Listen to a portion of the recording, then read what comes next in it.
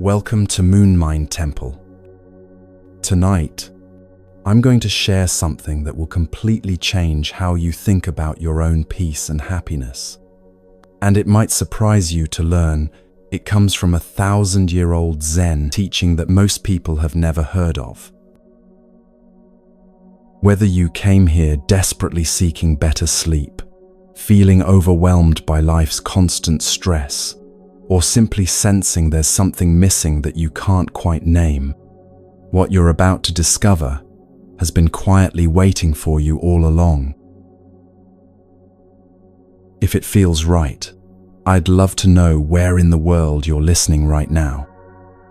Are you lying in bed at 2 a.m., mind racing with tomorrow's worries? Maybe you're curled up on your couch after another exhausting day, feeling like you're running on empty. There's something powerful about knowing we're all connected in this moment, people from different countries and time zones, all seeking the same thing, that deep, lasting peace that seems to slip away just when we need it most. Go ahead and get completely comfortable. Adjust those pillows, pull up that soft blanket, dim the lights, because what happens next works best when your body can truly relax. Here's what most people don't realize about stress, anxiety, and that constant feeling of searching for something more. You've probably tried meditation apps, self-help books, maybe even therapy, and while they might help temporarily, that underlying restlessness keeps coming back. Tonight, you're going to understand why, and more importantly, you're going to discover the ancient map that shows exactly how to find your way home to lasting peace. The teaching we're exploring together is called the 10 ox herding pictures, and it's unlike anything you've encountered before. These aren't abstract religious concepts that require years of study. They're actually a precise map of the human journey, from confusion to clarity, from that heavy feeling of something's wrong to genuine, unshakable peace.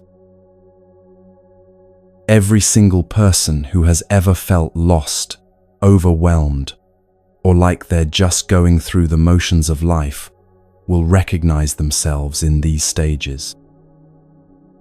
And here's the part that might surprise you. You're already further along this path than you think. What makes this teaching so extraordinary is its profound simplicity. While our modern world drowns us in complexity and endless choices, these ancient truths cut straight through to what actually matters. They speak to something deep within you, that quiet knowing that there's more to life than what appears on the surface, more than the endless cycle of working and worrying and trying to find happiness in things that never quite deliver. As we walk through these 10 stages together over the next 3 hours, something beautiful is going to happen. You don't need to memorize anything, take notes, or even stay awake for every word. Like water slowly wearing smooth a rough stone, these ancient truths will gently work their way into your consciousness, creating shifts you might not even notice until days or weeks from now. The story unfolds through the metaphor of an ox and an ox herder, and this isn't just poetic imagery, it's a brilliant psychological map. In ancient times, oxen were precious animals, strong and essential for survival, but also wild and difficult to manage. In our story, the ox represents something you might not even believe exists right now, your true, peaceful nature. That calm, wise, naturally content part of you that's been buried under years of stress, expectations, and the constant noise of modern life. The ox herder is your everyday mind, the part that's been working so incredibly hard to find happiness, that worries about tomorrow and replays yesterday, that's been searching everywhere except the one place where peace actually lives. Here's what's going to unfold tonight and why it matters so much. You'll discover why that feeling of searching never goes away, no matter what you achieve or acquire. You'll understand the precise moment when everything shifts from struggle to flow. And most surprisingly, you'll learn why the peace you're seeking isn't something you need to create. It's something you need to stop covering up. The Buddha once said something that will make perfect sense by the end of tonight. What you seek is seeking you. This isn't mystical poetry. It's pointing to a truth about your own nature that changes everything once you see it clearly. Our journey begins not in some distant monastery, but exactly where you are right now, in the everyday world where we all live and struggle and wonder if there's really a way out of the endless cycle of stress and searching. Close your eyes if that feels good, and let's discover together what's been waiting for you all along.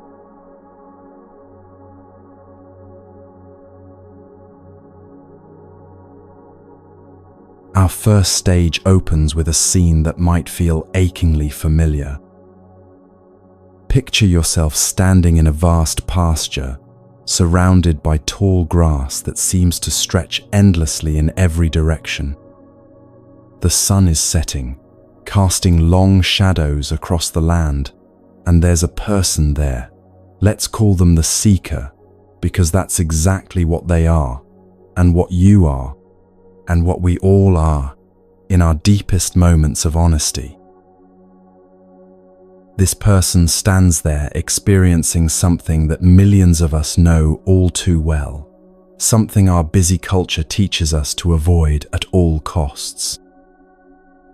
They feel completely, utterly lost.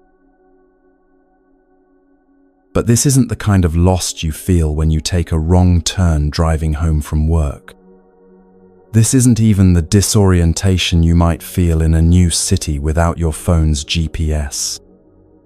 This is something much deeper, much more unsettling, and paradoxically much more sacred. This is the kind of loss that comes when you suddenly realize that the life you've been living, the goals you've been chasing, the things you thought would make you happy, none of it is working the way you expected. The seeker in our story has been pushing aside tall grasses for what feels like forever, searching desperately for something. Here's what makes this so relatable. They don't even know exactly what they're looking for. They just know with absolute certainty that something crucial is missing. Their strength is failing, their energy completely exhausted. They followed so many paths that led nowhere, climbed so many mountains that revealed only more mountains stretching endlessly beyond. Does this sound familiar? Maybe you've felt this way after achieving something you worked years for, only to discover that the satisfaction lasted about as long as a good meal. Maybe it hit you during a quiet moment, when you realized you'd been running so fast toward goals that you forgot to ask whether they were actually taking you where you wanted to go. Or perhaps it crept up slowly, like a persistent question you kept pushing away. Is this really it? In our modern world, this feeling shows up in countless ways. You might recognize it as the Sunday night anxiety that no amount of weekend relaxation seems to cure. It's the feeling of scrolling through social media for the 100th time today, looking for something that isn't there. It's lying awake at 3 a.m. wondering why you feel so empty, despite having everything you thought you wanted. It's the realization that you've been solving the same problems over and over, but the deeper problem, the one underneath all the others, never seems to get addressed. The Buddhist tradition has a specific name for this stage, and when you hear it, you might be surprised. They call it the Great Doubt. Now, our culture teaches us that doubt is weakness, that certainty is strength, that successful people know exactly where they're going at all times. But Zen Buddhism sees something completely different in this experience of profound uncertainty. They see it as a blessing, as the first stirring of genuine wisdom, as the moment when you finally stop believing the stories that have been keeping you trapped. Think about it this way. If you're lost in a forest but you think you know exactly where you are, you'll keep walking confidently in the wrong direction. But if you admit you're lost, if you stop and really acknowledge your situation, then for the first time you can actually begin to find your way home. The Great Doubt is that moment of stopping, of honest acknowledgement, of finally admitting that the map you've been using doesn't match the territory of your actual life. The Buddha himself went through this exact stage before his awakening. He was a prince with literally everything anyone could want: wealth beyond measure, power, pleasure, complete security from life's ordinary hardships. By every external measure, he had won the game of life before he was 30. But then something happened that changed everything. He saw old age for the first time, witnessed sickness, encountered death. Suddenly, all his privileges felt like beautiful decorations on a house that was slowly collapsing. He realized that no amount of wealth or power could protect him from the fundamental challenges that touch every human life. That realization launched him into his own version of standing in the tall grass, searching for something he couldn't name. He tried extreme asceticism, nearly starving himself to death. He studied with the greatest teachers of his time. He practiced meditation until he could achieve states of consciousness most people can't even imagine. But something was still missing, and it wasn't until he stopped trying so hard that he finally found what he'd been seeking all along. This brings us to one of the most important insights about this first stage. The Great Doubt isn't actually about being confused. It's about realizing you've been confused. It's the difference between being unconsciously lost and consciously lost. When you're unconsciously lost, you keep making the same mistakes over and over, thinking that if you just try harder, want more, achieve better, eventually you'll find satisfaction. But when you become consciously lost, when you enter the Great Doubt, you finally stop and ask the most important question of your life. What if I've been looking in all the wrong places? This question is revolutionary because our entire culture is built on the assumption that happiness comes from external things. Get the right job, find the right relationship, buy the right house, achieve the right status, and then you'll be happy. But here's what the Great Doubt reveals. You've probably tried that approach already, maybe multiple times, and somehow the happiness keeps slipping away. The promotion comes with new stresses. The relationship requires constant maintenance. The house needs repairs. The status feels empty once you have it. And slowly, quietly, that voice inside starts asking, is there something I'm missing here? In Zen Buddhism, They tell a story about a man who loses his keys inside his house, but goes outside to look for them under the street light, because that's where the light is better. When someone asks him why he's not looking inside where he dropped them, he says, "But it's so much brighter out here." The great doubt is the moment when you finally admit you've been looking under the streetlight for keys you dropped inside the house. It's uncomfortable because the house is darker, less familiar, but it's also the only place where you'll actually find what you're looking for. What makes this stage so challenging in our current time is how our culture responds to the great doubt. We're offered endless distractions, streaming services, social media, shopping, busy work schedules, anything to avoid that quiet moment when we might have to face the fundamental questions. We're told that if we're feeling empty or restless, we need more therapy, more medication, more activities, more goals. Sometimes these things help temporarily, but they don't address the core issue that the great doubt is trying to show us. The core issue is this: we've been taught to seek lasting satisfaction in temporary things. It's like trying to quench your thirst by drinking salt water. The more you drink, the thirstier you become. Every external achievement, every pleasurable experience, every moment of recognition or success gives you a taste of something wonderful, but then it fades, and you find yourself searching again. The great doubt is your inner wisdom finally saying, maybe the problem isn't that I'm not getting enough salt water. Maybe the problem is that I'm trying to satisfy a deep thirst with something that can't actually satisfy it. But here's where this teaching becomes truly beautiful and hopeful. The Buddha taught that the great doubt, uncomfortable as it is, points directly towards something called the First Noble Truth.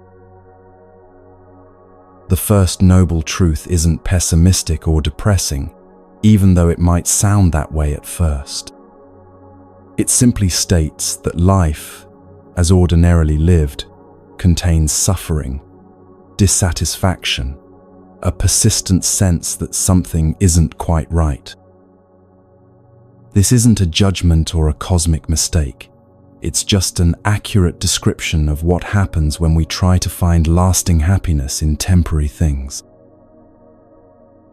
The beauty of recognizing this truth is that it stops you from thinking you're doing something wrong personally.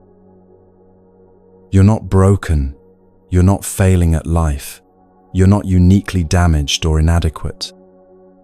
You're simply experiencing what every human experiences when they try to satisfy infinite longing with finite things.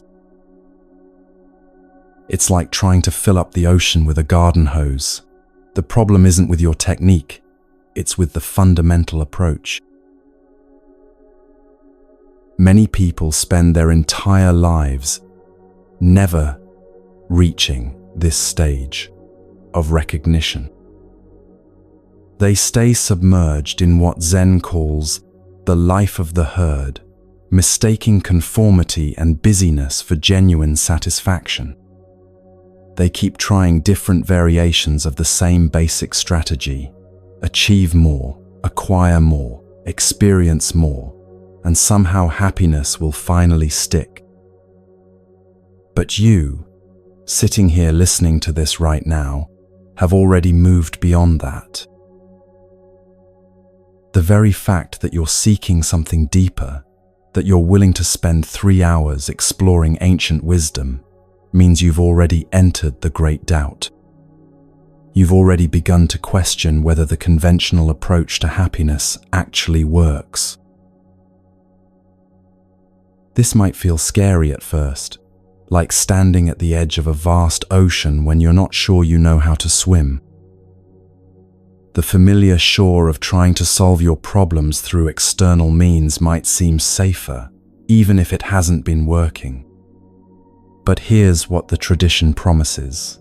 This doubt, this sense of being lost, this feeling that everything you thought you knew about finding happiness might be wrong, this isn't the end of your story.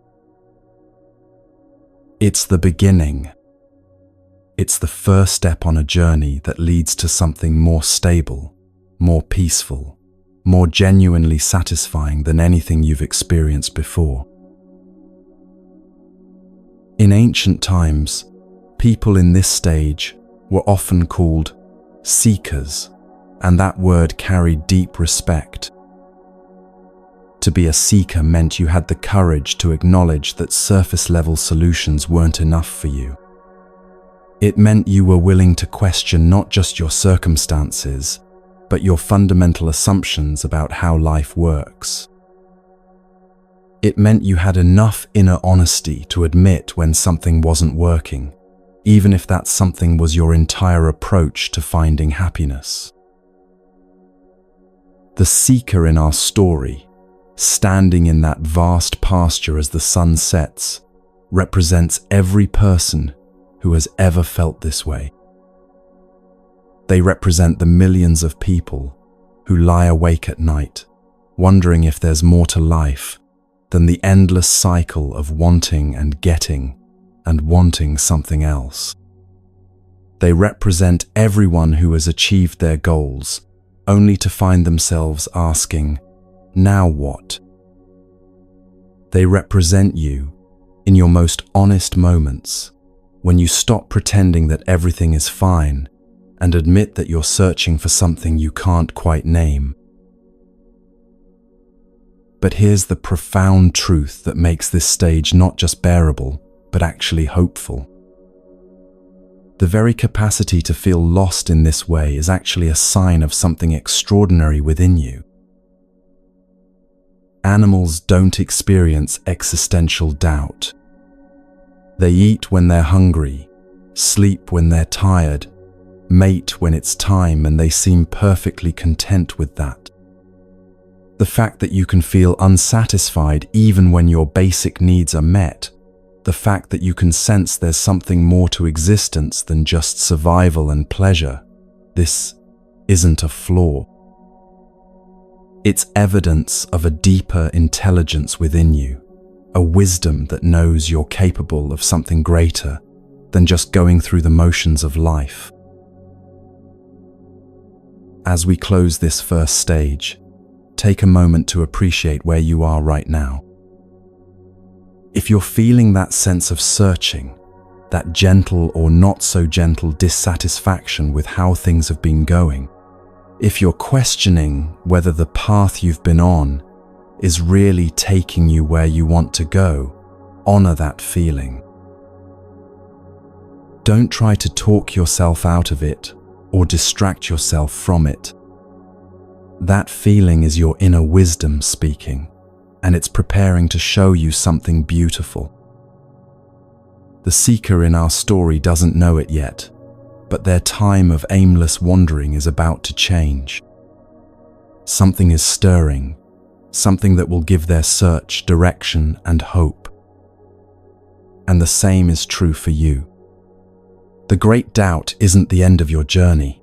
It's the moment when your real journey finally begins.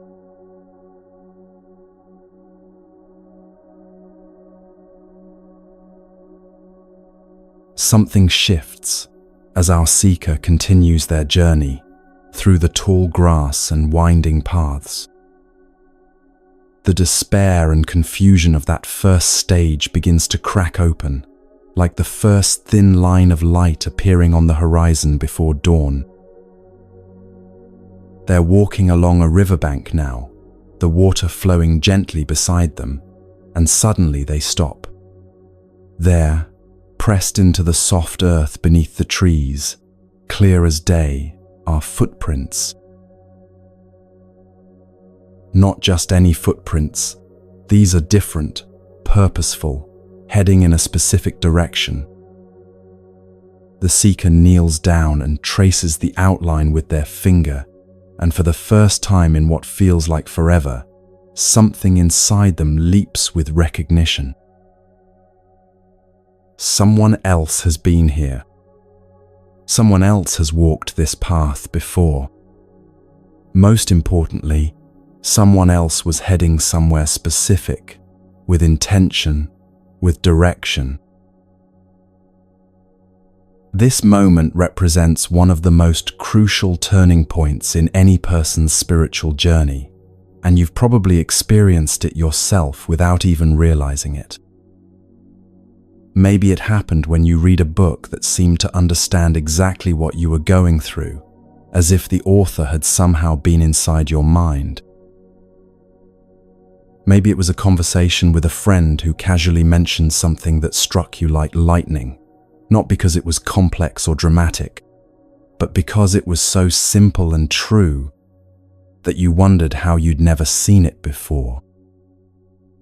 Or perhaps it was a moment in nature when the ordinary world suddenly seemed to crack open and show you something vast and peaceful underneath. These are the footprints of wisdom, and they appear everywhere once you start looking for them. They're in the poetry that makes you stop reading and stare out the window for 10 minutes, trying to absorb what you just encountered. They're in the songs that somehow capture exactly what you've been feeling but couldn't put into words. They're in those random moments when a stranger's kindness touches something deep in your heart, or when you witness something beautiful that reminds you there's still goodness in the world. The original Zen poem describes finding these traces even under fragrant grass, even in the most remote mountains. What this means is that once you've entered the great doubt, once you've admitted you're lost and need a different kind of guidance, the signs start appearing everywhere. It's not that they weren't there before, it's that you weren't looking for them. You were too busy trying to figure everything out on your own, too convinced that if you just worked harder or wanted things more intensely, you'd eventually find your way. But now, something has changed. The frustration and exhaustion of the first stage has made you humble enough to consider that maybe, just maybe, you don't have to figure this out alone. Maybe there are people who have walked this path before, who have felt exactly what you're feeling, who have found their way through the confusion to something real and lasting. Maybe their footprints are still visible, if you know how to look. In Buddhist teaching, this stage corresponds to what's called the third noble truth. Remember, the first noble truth was recognizing that life as ordinarily lived contains suffering and dissatisfaction. That was the great doubt, the honest acknowledgement that something fundamental wasn't working. The third noble truth is the recognition that this suffering can actually end. Not just be managed or reduced or medicated, but actually transformed into something else entirely. This might seem like a small step forward, but it's actually revolutionary. Think about how many people get stuck in cynicism, in the belief that life is just hard and that's the end of the story. They acknowledge that things aren't working, they're not in denial, but they conclude that this is just how life is. Everyone struggles, everyone's stressed, everyone's searching for something they'll never find, so you might as well just accept it and try to distract yourself as much as possible. But discovering the footprints changes everything. It says that yes, life contains difficulty, but that difficulty isn't the final word. Yes, the conventional approach to happiness often leaves us feeling empty, but there's another approach that actually works. Yes, you might feel lost right now, But you're not the first person to feel this way, and you won't be the first person to find your way home. The footprints appear in the most unexpected places. Sometimes they show up in ancient texts that somehow speak directly to your modern problems. The Buddha lived 500 years ago, yet when he describes the restless mind that jumps from thought to thought like a monkey swinging from branch to branch, you know exactly what he means.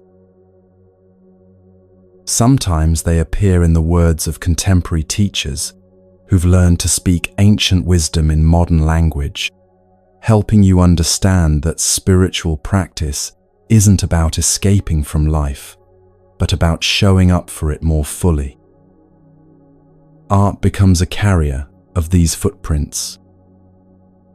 You're walking through a museum and stop in front of a painting that somehow captures the exact feeling you've been carrying but couldn't express. Or you're listening to music, and there's a melody that seems to come from the same deep place where your longing lives. These aren't coincidences. They're evidence that the same wisdom that exists within you has been recognized and expressed by countless people throughout history. You're not alone in your searching, and you're not the first person to sense that there's something more to existence than what appears on the surface. Nature itself becomes a teacher once you start paying attention. You're walking in the woods, and notice how the trees don't seem to be struggling or striving. They're just being trees, completely themselves, growing toward the light with a kind of effortless purpose. Or you're sitting by the ocean, and something about the rhythm of the waves, their endless coming and going without any sense of urgency or frustration, speaks to a part of you that knows how to live with that same natural flow. These moments don't give you answers exactly, but they give you something even more valuable. The felt sense that peace is possible, that there's a way of being in the world that doesn't require constant effort and anxiety. Sometimes the footprints appear through other people. You meet someone who seems to carry a quality of presence that you can't quite describe, but immediately recognize. They're not trying to impress you or convince you of anything. They're not frantically busy or obviously stressed. And there's something about being around them that makes you feel more calm and centered yourself. You might not even have a long conversation with them, but their very presence reminds you that it's possible to move through life with a different quality of energy, a different relationship to whatever challenges arise. The Zen teaching describes these footprints as impossible to hide, no more than one's nose looking heavenward. What this means is that once you're really looking, once you've developed the eyes to see, the evidence of wisdom and possibility is everywhere. It's as obvious as the nose on your face, as unavoidable as the sky above your head. But here's the key. You have to be actually looking. You have to have reached the point where you're genuinely seeking something different, not just complaining about how things are. This is where many people get confused about spiritual seeking. They think it means rejecting the ordinary world and going off to live in a cave somewhere. But the footprints appear right here in ordinary life, in the middle of your regular days and normal struggles. You don't have to quit your job or move to a monastery to find them. You just have to start paying attention with a different quality of awareness, looking for signs that peace and wisdom and genuine satisfaction might actually be possible. Dreams become another place where footprints appear. You might have a dream that doesn't make logical sense, but leaves you with a feeling of deep recognition, as if some part of you remembers something your everyday mind has forgotten. Or you might dream about flying, or being in a beautiful place, or meeting someone wise, and wake up with the sense that the dream was pointing towards something real and accessible, not just random brain activity. The psychologist Carl Jung wrote extensively about how the unconscious mind naturally nudges us toward growth and wholeness, sending us symbols and experiences that guide us toward our deeper potential. Synchronicities start happening more frequently. You think about a question that's been bothering you, and then you overhear a conversation on the bus that seems to address it directly. You're struggling with a particular challenge, and then you stumble across an article or podcast that offers exactly the perspective you needed. These meaningful coincidences aren't magic, but they're not random either. They're signs that you're starting to live with more openness and awareness, more receptive to the guidance that's always available when you're genuinely seeking. But here's something crucial to understand about this stage. Finding the footprints gives you hope and direction, but it doesn't immediately solve all your problems. You're still walking along the riverbank, still searching, still dealing with all the ordinary challenges of human life. The difference is that now you have evidence that others have found what you're looking for. You have glimpses of possibility, moments when the clouds part, and you can see that there really is something beyond the confusion and struggle. Christ spoke directly to this stage when he said, "Ask, and it will be given to you. Seek, and you will find. Knock, and the door will be opened to you." This isn't a promise that you'll get everything you want if you just ask nicely enough. It's pointing to something much deeper, that when you seek with genuine sincerity, when you ask the right questions from a place of real openness, the universe begins to respond. Not always in the way you expect, but always in the way you actually need. The key word here is initiative. You can't just passively wait for wisdom to find you while you continue living exactly as you always have. You have to start actively looking, reading, listening, exploring. You have to be willing to have conversations you wouldn't normally have, try practices you might have dismissed before, pay attention to things you used to ignore. This doesn't mean becoming obsessed or frantically searching. That's just another form of the same restless energy that got you lost in the first place.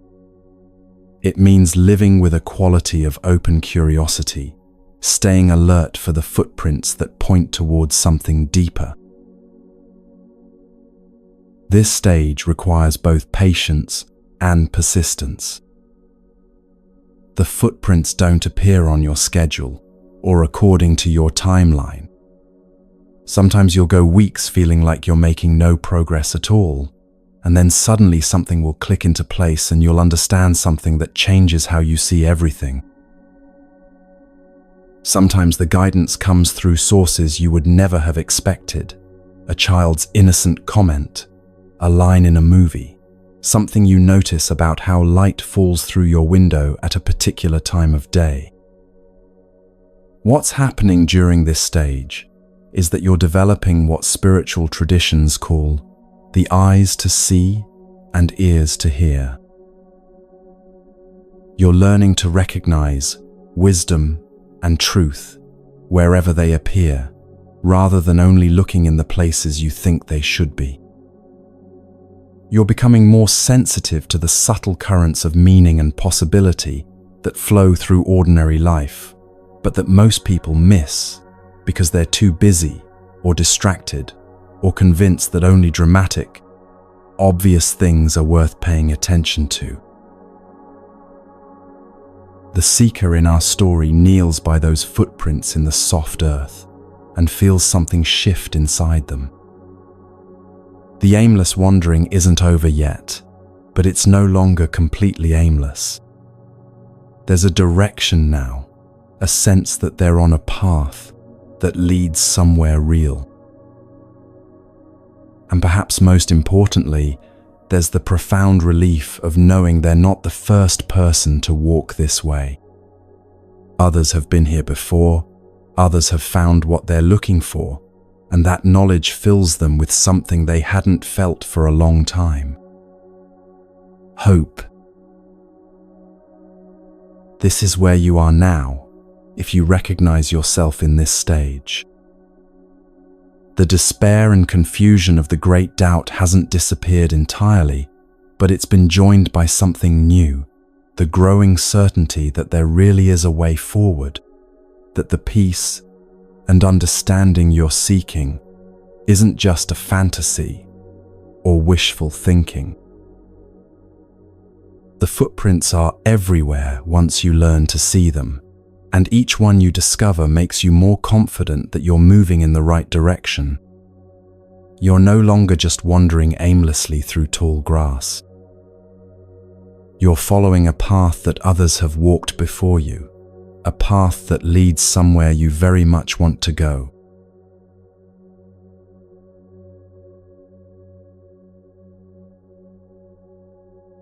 The moment arrives like sunrise after the longest night. Our seeker, having followed those precious footprints for what feels like months or maybe years, suddenly stops walking. The air around them seems different somehow, warmer, more alive, filled with sounds they've never noticed before. A nightingale is singing somewhere nearby, its voice clear and sweet, and for the first time in their entire journey, the seeker's mind becomes completely still. In that stillness, something extraordinary happens. The tall grass parts slightly, and there, massive and beautiful and undeniably real, stands the ox. Not hiding anymore, not a distant hope or theoretical possibility, but right there, breathing, present, looking back at the seeker with eyes that seem both ancient and utterly familiar. This is the moment that changes everything, and if you've been on any kind of spiritual journey, you've probably tasted something like this yourself. Maybe it happened during meditation when your busy mind suddenly became quiet, and you found yourself resting in a space of pure awareness that felt more like home than anywhere you'd ever been. Maybe it occurred in nature when you looked at a sunset or felt the ocean breeze and suddenly understood, without any words or explanations, that you were connected to something vast and loving and eternal.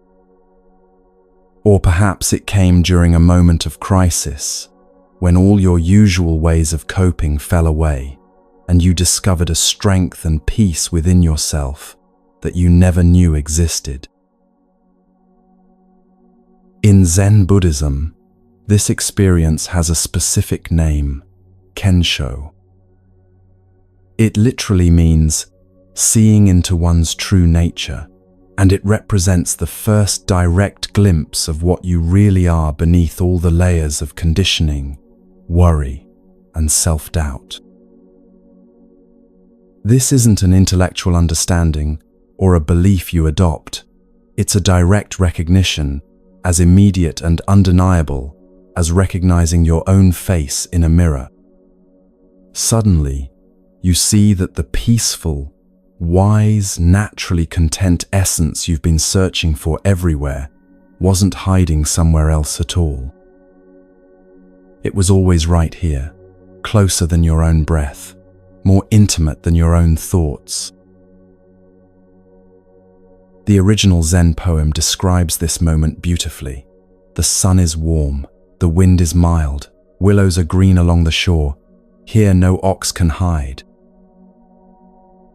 What this means is that when your perception finally becomes clear, when the seeking mind settles into genuine presence, your true nature becomes as obvious as the sun in the sky. It's not that it was ever actually hidden. It's that you were looking in all the wrong directions, trying to find something that was never lost. The commentary goes even deeper. As soon as the six senses merge, the gate is entered. In ordinary consciousness, we experience ourselves as separate from what we're perceiving. There's you, and then there's the world out there. Sounds, sights, sensations, thoughts, all appearing to happen to someone standing apart from them. But in this moment of recognition, that sense of separation dissolves. You realize that the awareness in which all these experiences are appearing isn't separate from them at all. It's like discovering that the space in which clouds appear isn't different from the sky. The clouds and the sky are one seamless reality. This unity is described as being like salt in water, like color in dye stuff. When you dissolve salt in water, you can't point to where the salt ends and the water begins. They become one substance. When dye colors fabric, the color and the cloth aren't two separate things. They're one colored cloth. In the same way, this moment of recognition shows you that your essential nature and your immediate experience aren't two different things. They're one seamless awareness, one undivided reality expressing itself as everything you see, hear, feel, and know. But here's where this teaching becomes both profound and practical for modern life. This recognition doesn't happen in some special spiritual realm, separate from your ordinary existence. It happens right here, right now, in the middle of whatever you're experiencing. You might be sitting in traffic when suddenly the frustration drops away, and you see that even this moment, even this ordinary Tuesday afternoon annoyance, is appearing in the same perfect awareness that contains everything else. Or you might be washing dishes when you notice that the warm water, the simple repetitive motion, the feeling of accomplishing something small and necessary, all of it is happening in a space of natural contentment that doesn't depend on the circumstances being any different than they are. This is what makes Kensho so revolutionary.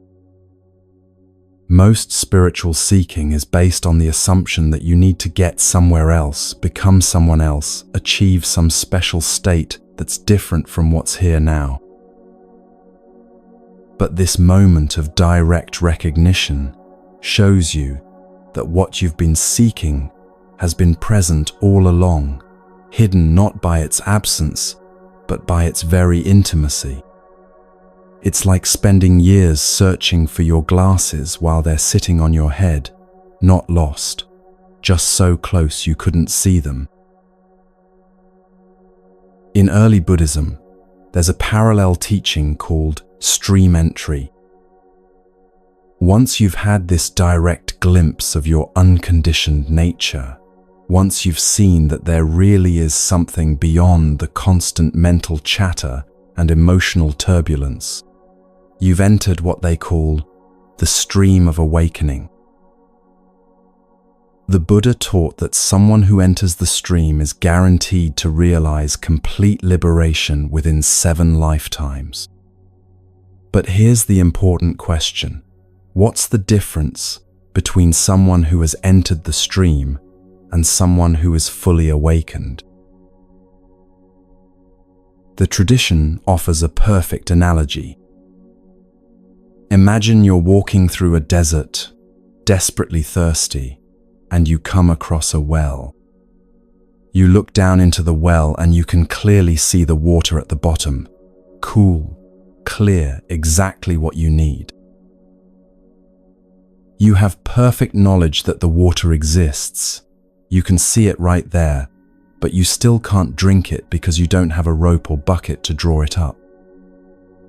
Stream entry is like seeing the water clearly for the first time. Full awakening is like actually drinking it. This analogy helps explain something that confuses many people about spiritual experience. You can have a profound moment of recognition, a clear glimpse of your true nature, and then find yourself an hour later feeling frustrated or anxious, or caught up in the same old patterns that have always troubled you. This doesn't mean the recognition was false, or that you're somehow failing spiritually. It just means you've seen the water, but haven't yet learned how to consistently access it.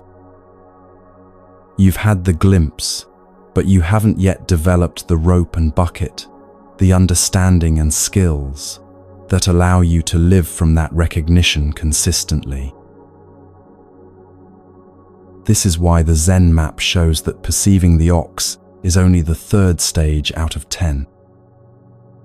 It's a crucial breakthrough, absolutely essential, but it's not the end of the journey.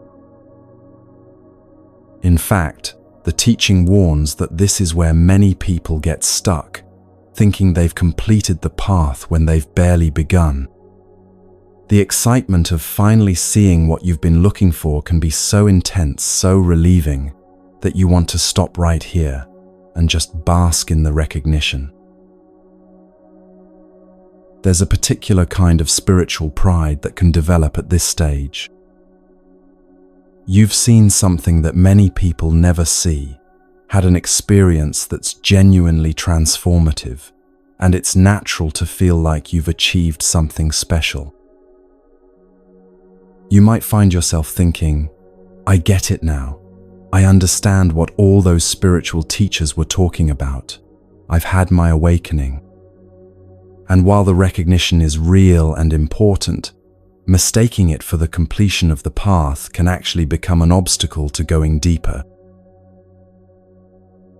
The truth is that seeing the ox clearly is like falling in love. It's the beginning of a relationship, not the end of one. When you first fall in love, everything feels magical and effortless. You can't imagine ever arguing with this person or feeling anything but complete harmony with them. But anyone who's been in a long-term relationship knows that falling in love is just the first step. Learning to actually live in love, through all the ordinary moments and inevitable challenges, that's the real work. The same is true with spiritual recognition. Having the glimpse is extraordinary and necessary, but learning to live from that recognition consistently, especially when life gets difficult or boring or overwhelming, that requires a different kind of development. It requires what the next stages of the path will teach: discipline, patience, the willingness to keep showing up, even when the initial excitement fades and the work becomes more subtle and demanding. But let's not minimize what happens at this stage, because it really is revolutionary. For perhaps the first time in your life, you taste what it's like to be completely present without needing anything to be different. You experience a kind of contentment that doesn't depend on your circumstances, a peace that isn't the opposite of conflict but something deeper that can hold all experiences without being disturbed by any of them. You discover that your essential nature isn't small or limited or damaged, but vast and naturally wise and infinitely compassionate. This recognition often comes with what people describe as a profound sense of coming home. Not home to a place, but home to yourself, to who you really are beneath all the roles and identities and stories you've been carrying. It's like taking off shoes that have been too tight for so long that you forgot what it felt like to walk comfortably. Suddenly you remember what ease feels like, what it's like to move through life without constantly bracing against experience. Many people report that colors seem brighter after this recognition, that music sounds richer, that food tastes more vivid. This isn't because the external world has changed, but because you're perceiving it from a place of natural aliveness that isn't filtered through the constant mental commentary about whether you like or dislike what's happening. You're experiencing life directly, immediately, the way a child experiences ice cream on a summer day, completely absorbed, completely present, without any part of you standing apart and analyzing the experience. The teaching says that what artist can draw that massive head, those majestic horns? This points to something crucial about this stage. The recognition itself is beyond description, beyond the reach of concepts and words. You can talk about it, you can point toward it, you can share what the experience was like, but the reality itself can never be captured in language. It's like trying to paint the taste of chocolate or write a song about the color blue. The most beautiful art and poetry and music can evoke something similar, can remind you of the recognition, but they can never contain it.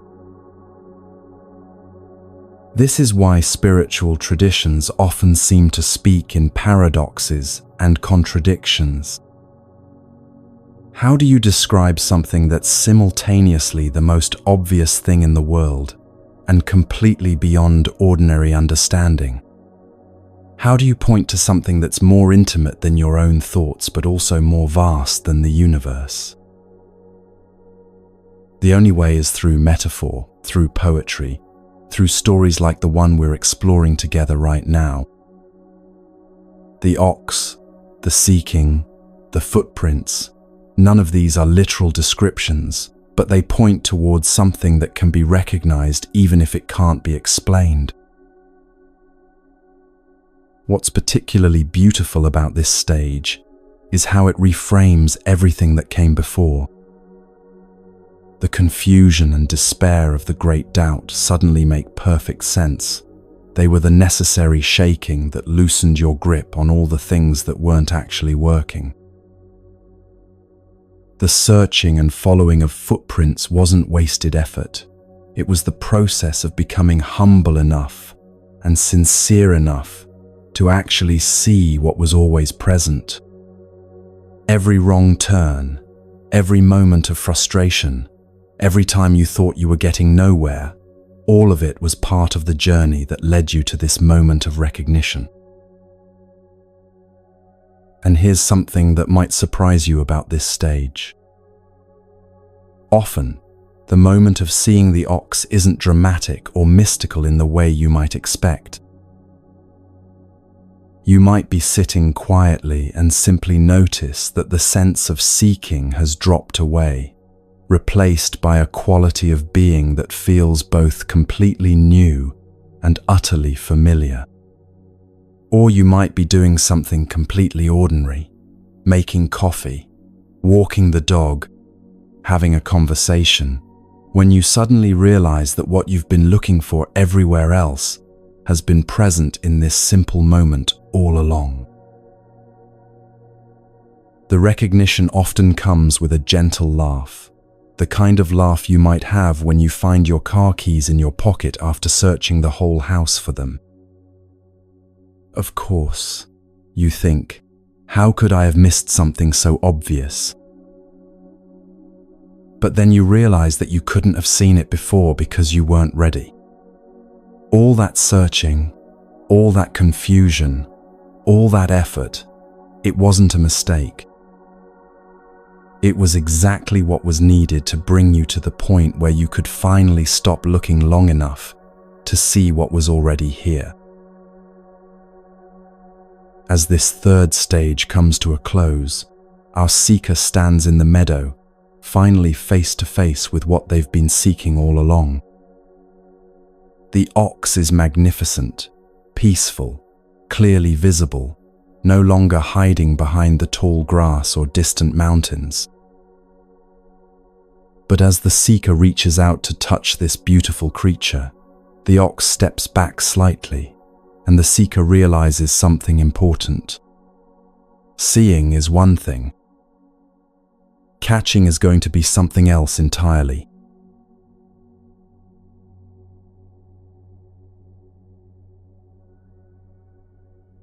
The honeymoon is over. Our seeker, having glimpsed the magnificent ox in all its beauty and presence, now faces a reality that no amount of spiritual reading or inspiring conversations could have prepared them for. The ox, while no longer hiding, has no intention of simply standing there waiting to be approached. The moment the seeker reaches out, the ox moves away, not in fear, but with a kind of wild power that says, if you want this, you're going to have to work for it. What follows is described in the ancient poem as a terrific struggle. The ox's will and power seem inexhaustible. It charges to high plateaus far above the clouds, then disappears into impenetrable ravines where the seeker can barely follow. Just when you think you've gotten close, just when you feel like you're making progress, the ox bounds away again, leaving you exhausted and wondering if you'll ever be able to bridge the gap between seeing and actually living from what you've seen. If you've ever tried to establish a meditation practice, you know exactly what this feels like. Maybe you had a beautiful experience during your first few sits, a taste of that natural peace and presence you glimpsed in the third stage. But then you try to recreate it the next day, and instead of peace, you find your mind more restless than ever. Instead of clarity, you encounter what feels like a hurricane of thoughts, emotions, and physical discomfort. The ox that seemed so accessible yesterday now feels impossibly distant, and you begin to wonder if that initial glimpse was just a fluke. Or perhaps you've experienced this struggle in trying to bring spiritual understanding into your daily relationships. In moments of quiet reflection, it's easy to feel compassionate toward everyone, to see clearly how your reactions create unnecessary suffering. But then someone cuts you off in traffic, or your partner leaves dishes in the sink again, or your boss sends that passive-aggressive email, and suddenly all your spiritual insights seem to evaporate.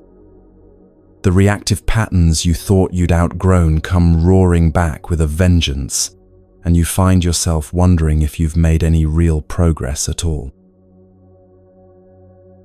This stage represents one of the most challenging aspects of any genuine spiritual path, and it's where many people either give up entirely or get stuck in a cycle of endless seeking without ever committing to the actual work.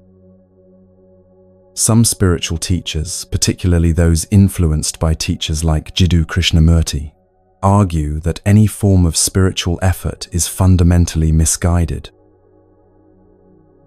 They point out, quite correctly, that the very act of striving builds up the sense of a separate self that's trying to achieve something, the exact opposite of what true awakening reveals. How can you make effort to realize what you already are? It's like trying to catch your own shadow or lift yourself up by pulling on your shoelaces. But Zen Buddhism, in its practical wisdom, recognizes something crucial about human psychology and the nature of transformation. While it's true that your essential nature is already perfect and complete, while it's true that what you're seeking is always already present, there's usually a tremendous amount of conditioning, habit, and unconscious patterning that obscures this recognition. These patterns didn't develop overnight, and they don't dissolve simply because you've had a glimpse of something deeper. They require patient, consistent work to unravel. Think of it like this. Imagine your true nature as a beautiful piece of furniture that's been painted over again and again for decades. The original wood is still there underneath, perfect and unmarked, but you can't see it through all those layers of paint. Having a spiritual glimpse is like scraping away a small section and seeing the beautiful grain underneath. But if you want to reveal the whole piece, you're going to need to keep scraping, patiently and carefully, until all the old paint has been removed. The stripping process doesn't create the beautiful wood, it just reveals what was always there. This is why the Buddha taught what's called right effort as one of the essential elements of the spiritual path. Right effort isn't the desperate striving of the ego trying to achieve something for itself.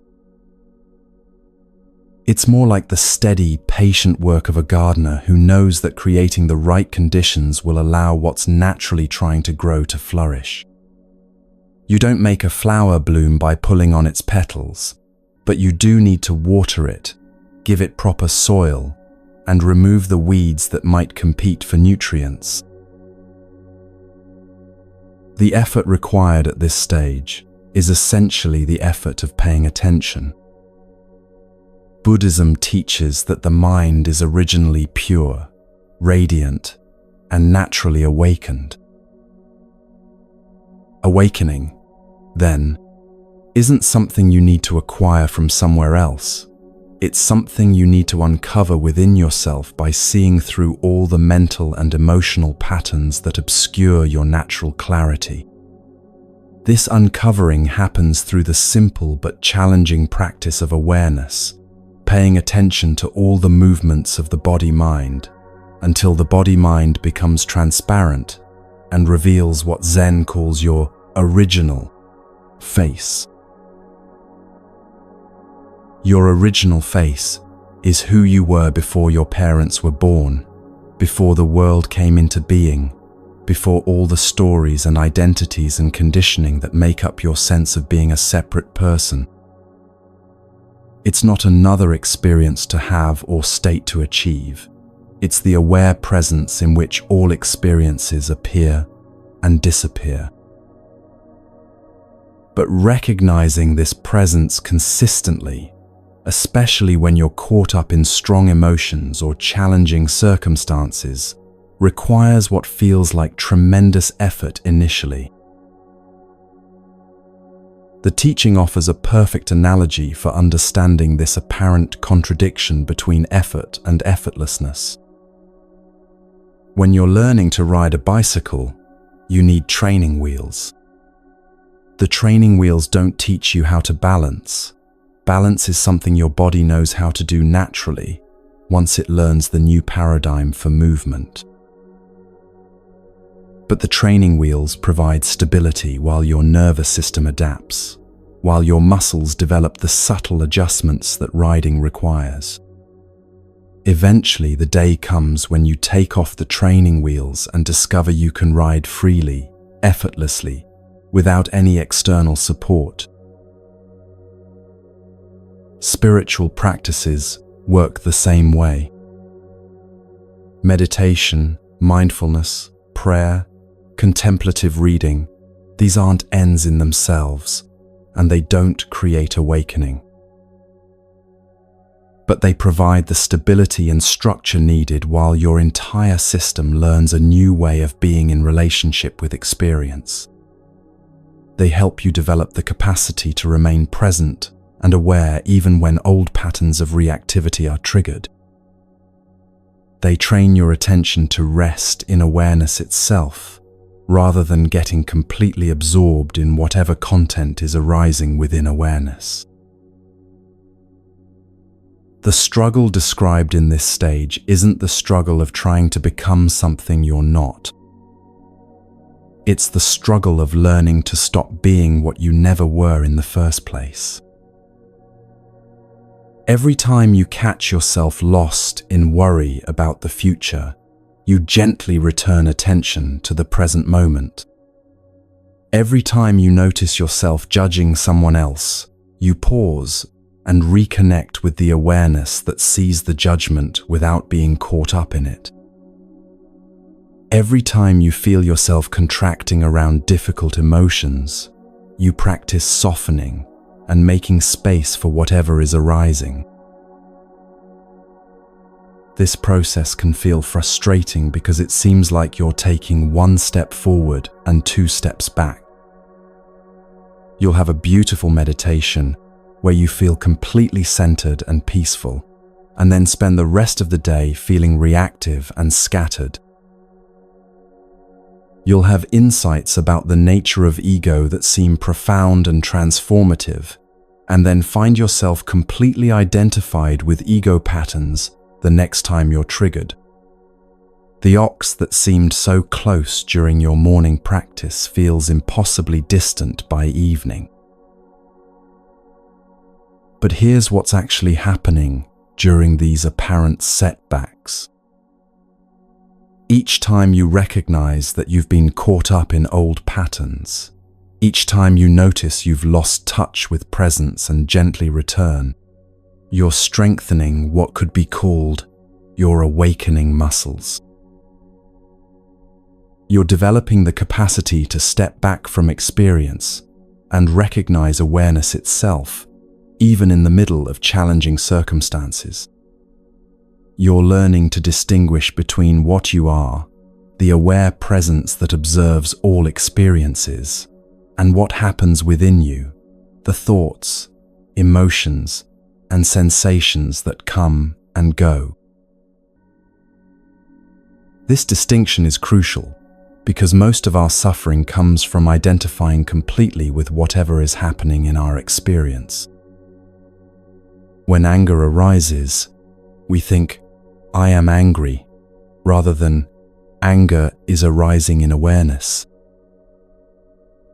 When sadness appears, we believe, "I am sad," rather than "sadness is present, but I am the awareness in which sadness appears." When anxiety shows up, we contract into "I am anxious," rather than remaining spacious as the awareness that can hold anxiety without being disturbed by it. The training that happens in this stage gradually shifts this identification.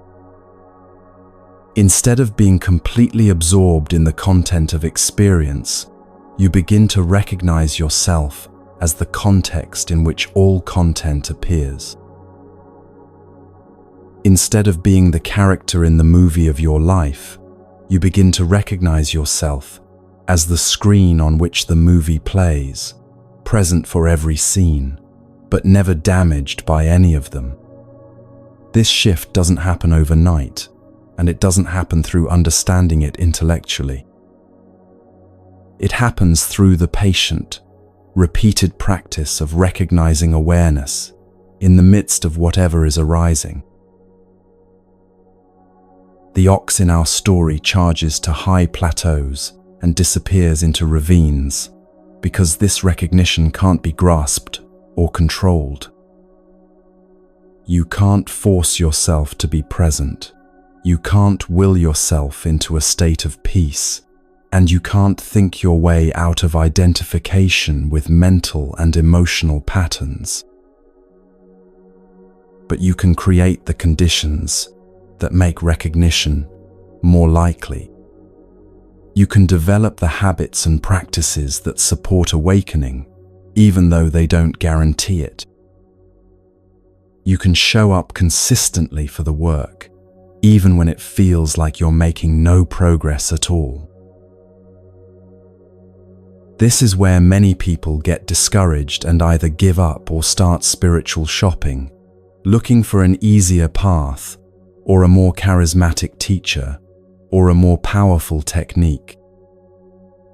But the tradition is clear that this struggle stage is unavoidable for most people.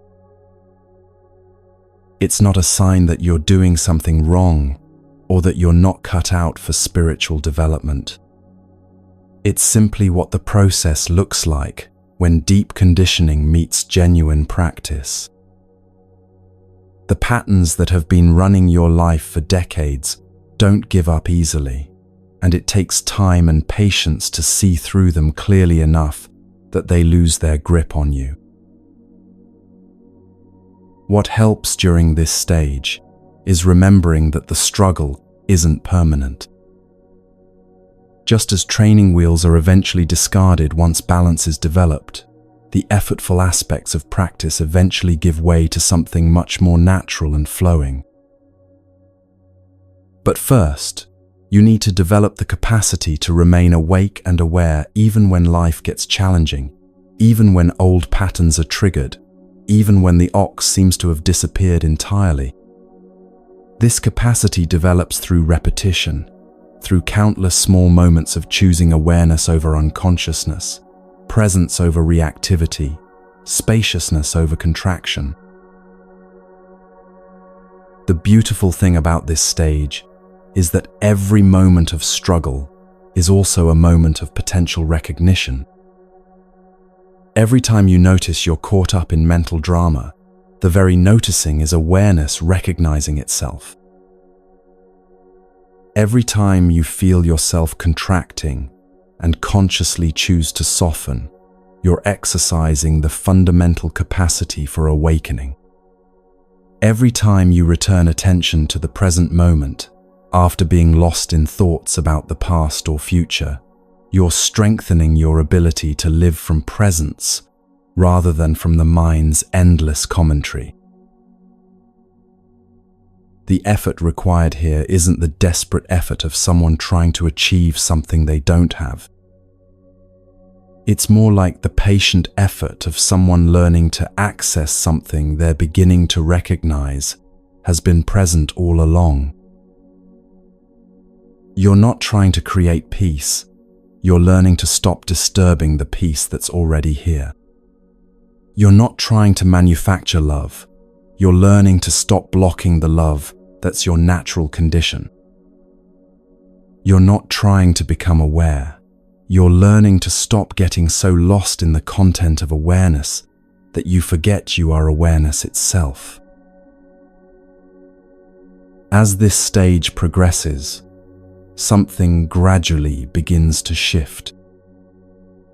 The periods of struggle become shorter, the returns to presence happen more quickly, and you begin to develop what could be called a spiritual immune system, the capacity to meet challenges without being completely thrown off balance. The ox still moves, still requires attention and patience, but it no longer feels impossibly wild and unmanageable. You're beginning to sense that partnership is possible, that the relationship between seeker and sought doesn't have to be one of endless chase and frustration.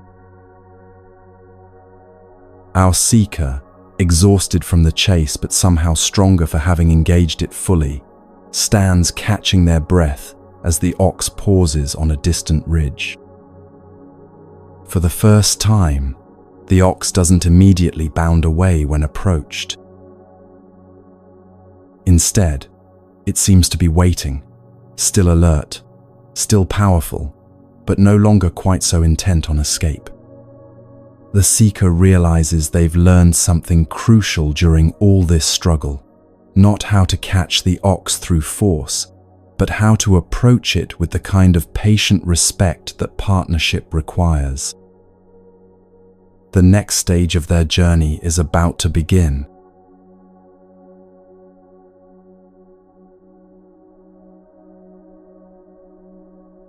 something beautiful begins to emerge as the chase gradually transforms into partnership.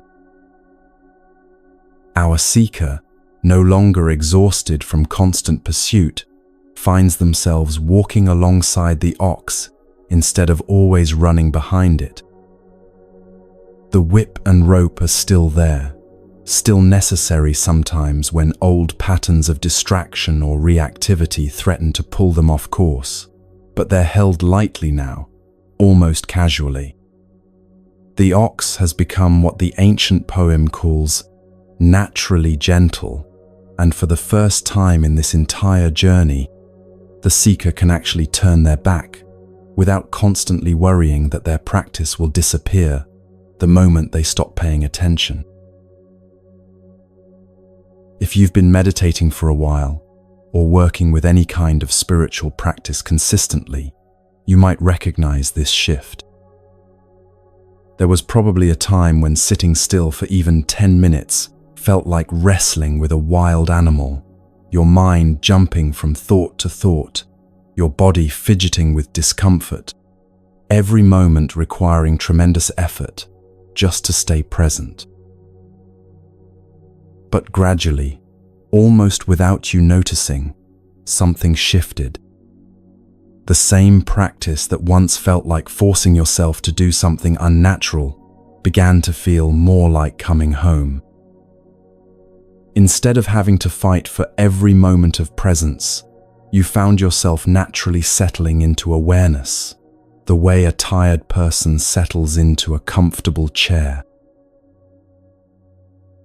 This stage represents what spiritual traditions call effortless effort, a paradox that can only be understood through direct experience. The disciplines and practices that once required such determination and willpower begin to feel like natural expressions of who you're becoming. Meditation stops being something you force yourself to do and becomes something you look forward to, like taking a refreshing shower after a long day. Mindfulness throughout the day stops being a constant struggle to remember and becomes more like breathing, happening naturally, without constant conscious control.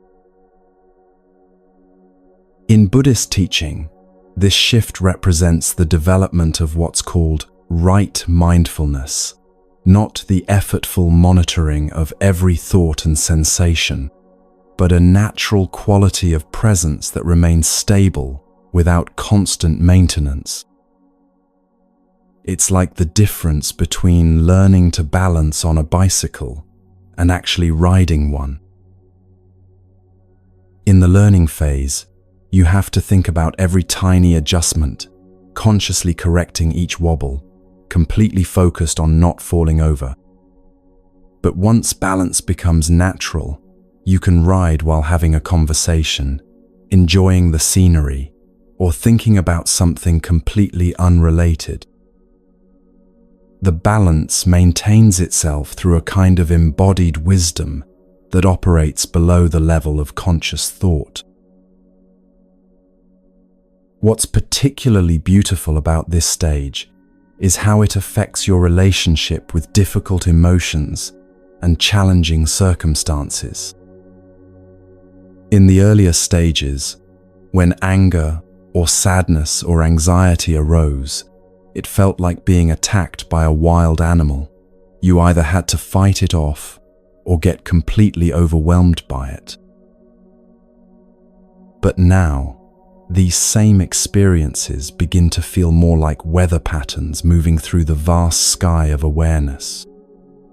They're still present, sometimes still intense, but they no longer threaten to completely destabilize your sense of inner peace. You've developed what could be called emotional spaciousness, the capacity to feel whatever arises without being consumed by it. This doesn't mean you become emotionally numb or detached from life. In fact, the opposite often happens. You become more sensitive, more responsive, more genuinely empathetic, because you're no longer defending yourself against the fullness of human experience. When someone you care about is suffering, you can be completely present with their pain without getting lost in anxiety about how to fix it or fear that their suffering will overwhelm you. When you're going through your own difficult time, you can acknowledge the pain fully while maintaining connection to the deeper peace that remains untouched by whatever is happening on the surface. The image of turning your back to the ox captures something profound about this stage of development. You no longer need to keep your spiritual practice under constant surveillance, checking every few minutes to see if you're still present, still peaceful, still on track. There's a growing trust in what Zen calls your originally awakened nature, the recognition that the awareness you've been cultivating through practice isn't something you create, but something you are. It doesn't need to be maintained through constant effort any more than the sun needs to be reminded to shine. This trust transforms your entire relationship with spiritual development. Instead of feeling like you're swimming upstream against the current of your own nature, you begin to sense that you're actually swimming downstream, supported by the natural flow of awakening that wants to express itself through your life. Practice becomes less about trying to achieve something and more about removing the obstacles to what's already trying to emerge. It's like clearing debris from a spring. You're not creating the water, just allowing it to flow freely. Your body begins to reflect this inner shift in tangible ways. The chronic tension that many people carry in their shoulders, their jaw, their belly, starts to soften as your nervous system learns to live from presence rather than from constant vigilance. Your breath naturally deepens and slows, not because you're trying to breathe differently, but because anxiety is no longer constricting your chest. Sleep becomes more restful, digestion improves, and you might notice that you get sick less often, as if your immune system is strengthened by the reduction in mental and emotional stress. Relationships often undergo a profound transformation during this stage. Because you're no longer constantly defending against your own experience, you become less defensive in your interactions with others. You can listen to criticism without immediately getting reactive, can witness someone else's anger without taking it personally, can offer support without getting drained by other people's problems. This doesn't make you passive or disconnected. It actually allows you to be more genuinely helpful because you're responding from wisdom rather than from your own triggered emotions.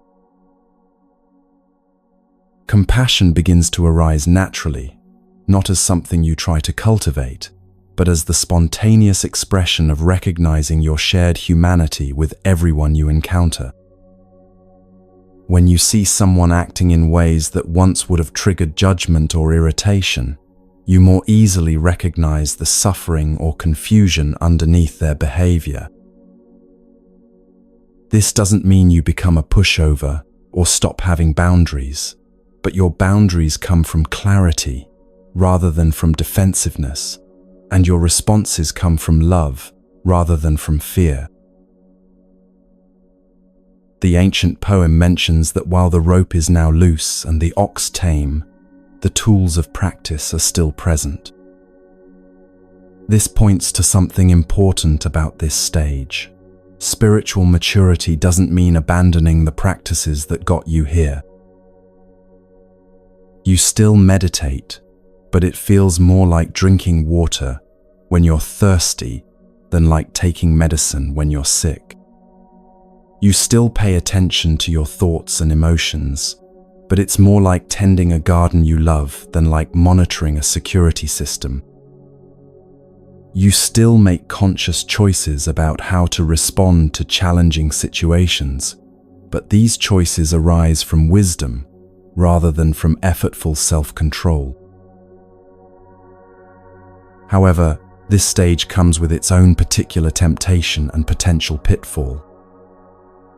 Because life has become so much easier, because practice now feels natural rather than forced, because you've found a sustainable way to live with much greater peace and presence, it's easy to assume you've reached the end of the spiritual path. After all, you're no longer struggling, you're no longer seeking desperately for something you don't have, and you've found a way to remain centered, even in the middle of life's ordinary challenges.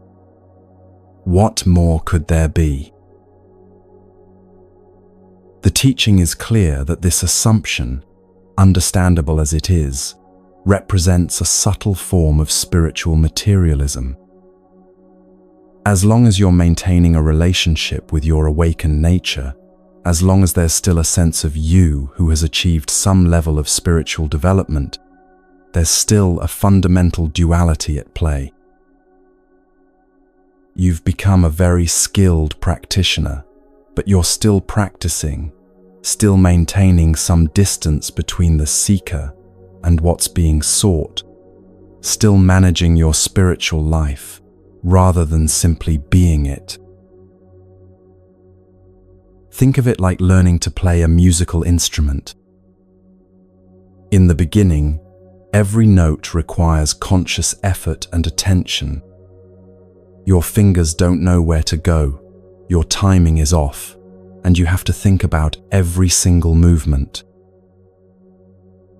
But gradually, with practice, playing becomes more natural and flowing. You can play familiar pieces without having to think about where to put your fingers, and you can even have conversations while you play simple songs. This is a wonderful achievement, and it represents real skill and development. But there's still a difference between being a skilled player and becoming music itself. There's still a subtle separation between the musician and the music, still a sense of someone who is playing, rather than simply being the spontaneous expression of musical creativity.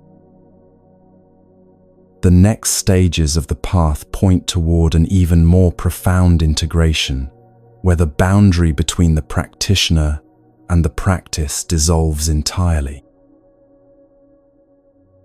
This doesn't diminish the beauty and importance of this fifth stage. The relief of no longer having to struggle constantly, the joy of discovering that spiritual development can feel natural and sustainable, the peace that comes from trusting your own awakened nature, these are genuine gifts that transform your life in countless ways. Many people live their entire lives without ever tasting this kind of integrated presence, and reaching this stage represents a profound accomplishment. But the path has its own momentum, and once you've tasted this level of ease and flow, something within you begins to sense that even this refined state of being contains a subtle limitation. It's not that anything is wrong with where you are. It's more like sensing that there are deeper layers of freedom and authenticity waiting to be discovered.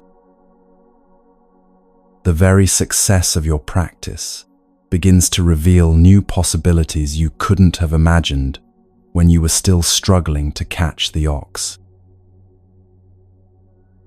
As this stage reaches its natural completion, our seeker sits peacefully beside the ox in a beautiful meadow, feeling more content and at ease than they've ever felt in their entire life.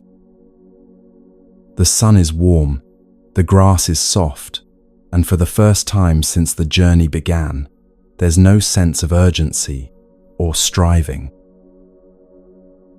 But as they rest there in perfect harmony with their practice, a subtle question begins to arise in the depths of their being. Is this partnership with awakening the deepest truth, or is there something even more intimate waiting to be discovered? The ox seems to sense this question too, and slowly, gently, begins to move toward home.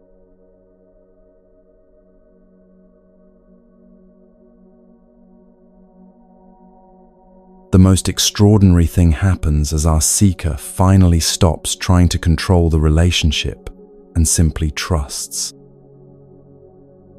In one fluid movement, they mount the ox, and suddenly everything changes.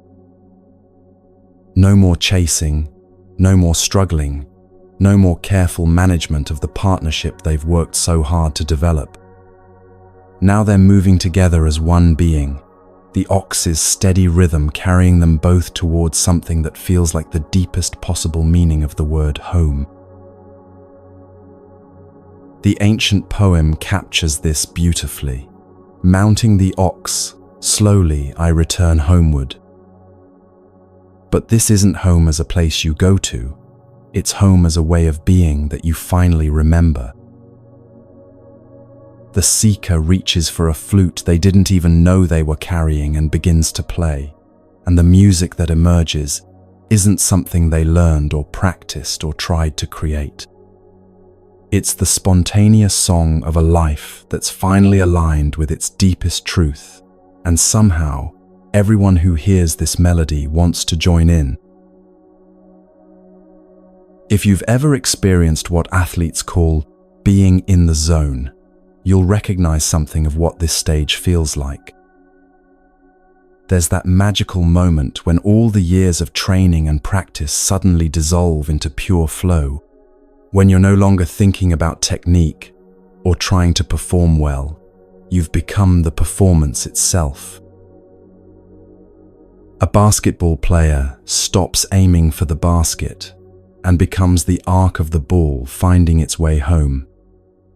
A musician stops playing notes and becomes the music expressing itself through human hands.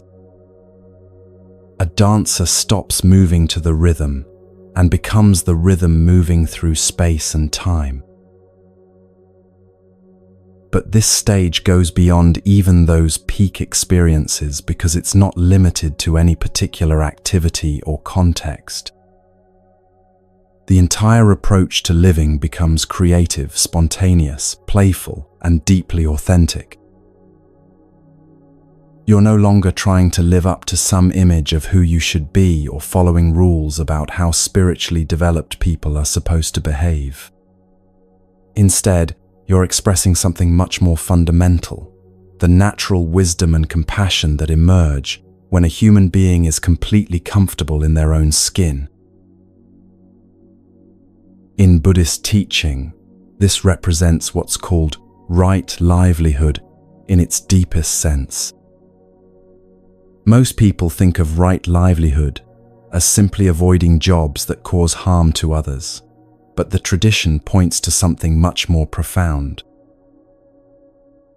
Right livelihood means living in such complete alignment with your awakened nature that every action, every word, every choice becomes a natural expression of wisdom and love. You're not trying to be good or spiritual or enlightened.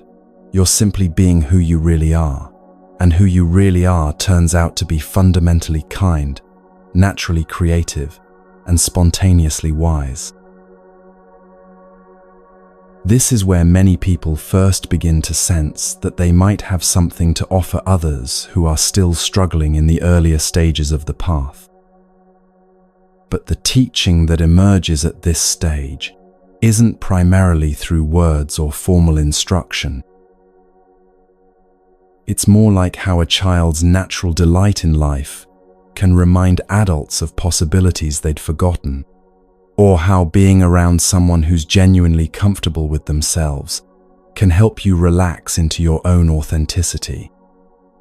You teach simply by being who you are, and people find themselves naturally drawn to whatever quality of presence you've learned to embody. The flute in our story represents this kind of spontaneous expression. Music has this wonderful quality of being completely structured. Every note has its precise place. Every rhythm follows mathematical principles. And yet, when played with mastery, it feels completely free and improvisational. In the same way, living from this stage means that your life becomes both perfectly ordered and completely spontaneous. You respond to each situation with exactly what's needed, but you're not following any external rules or trying to figure out the right response.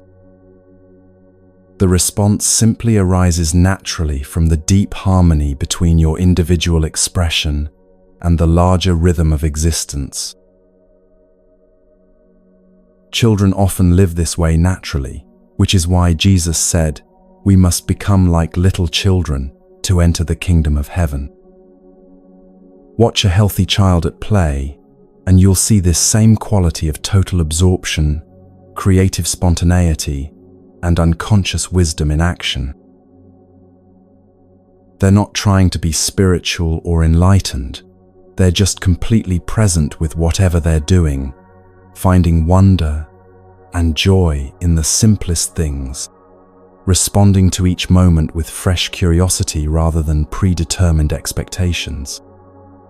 This stage of the spiritual path is essentially about recovering this natural capacity that most adults gradually lose as they become more concerned with managing their image and controlling outcomes.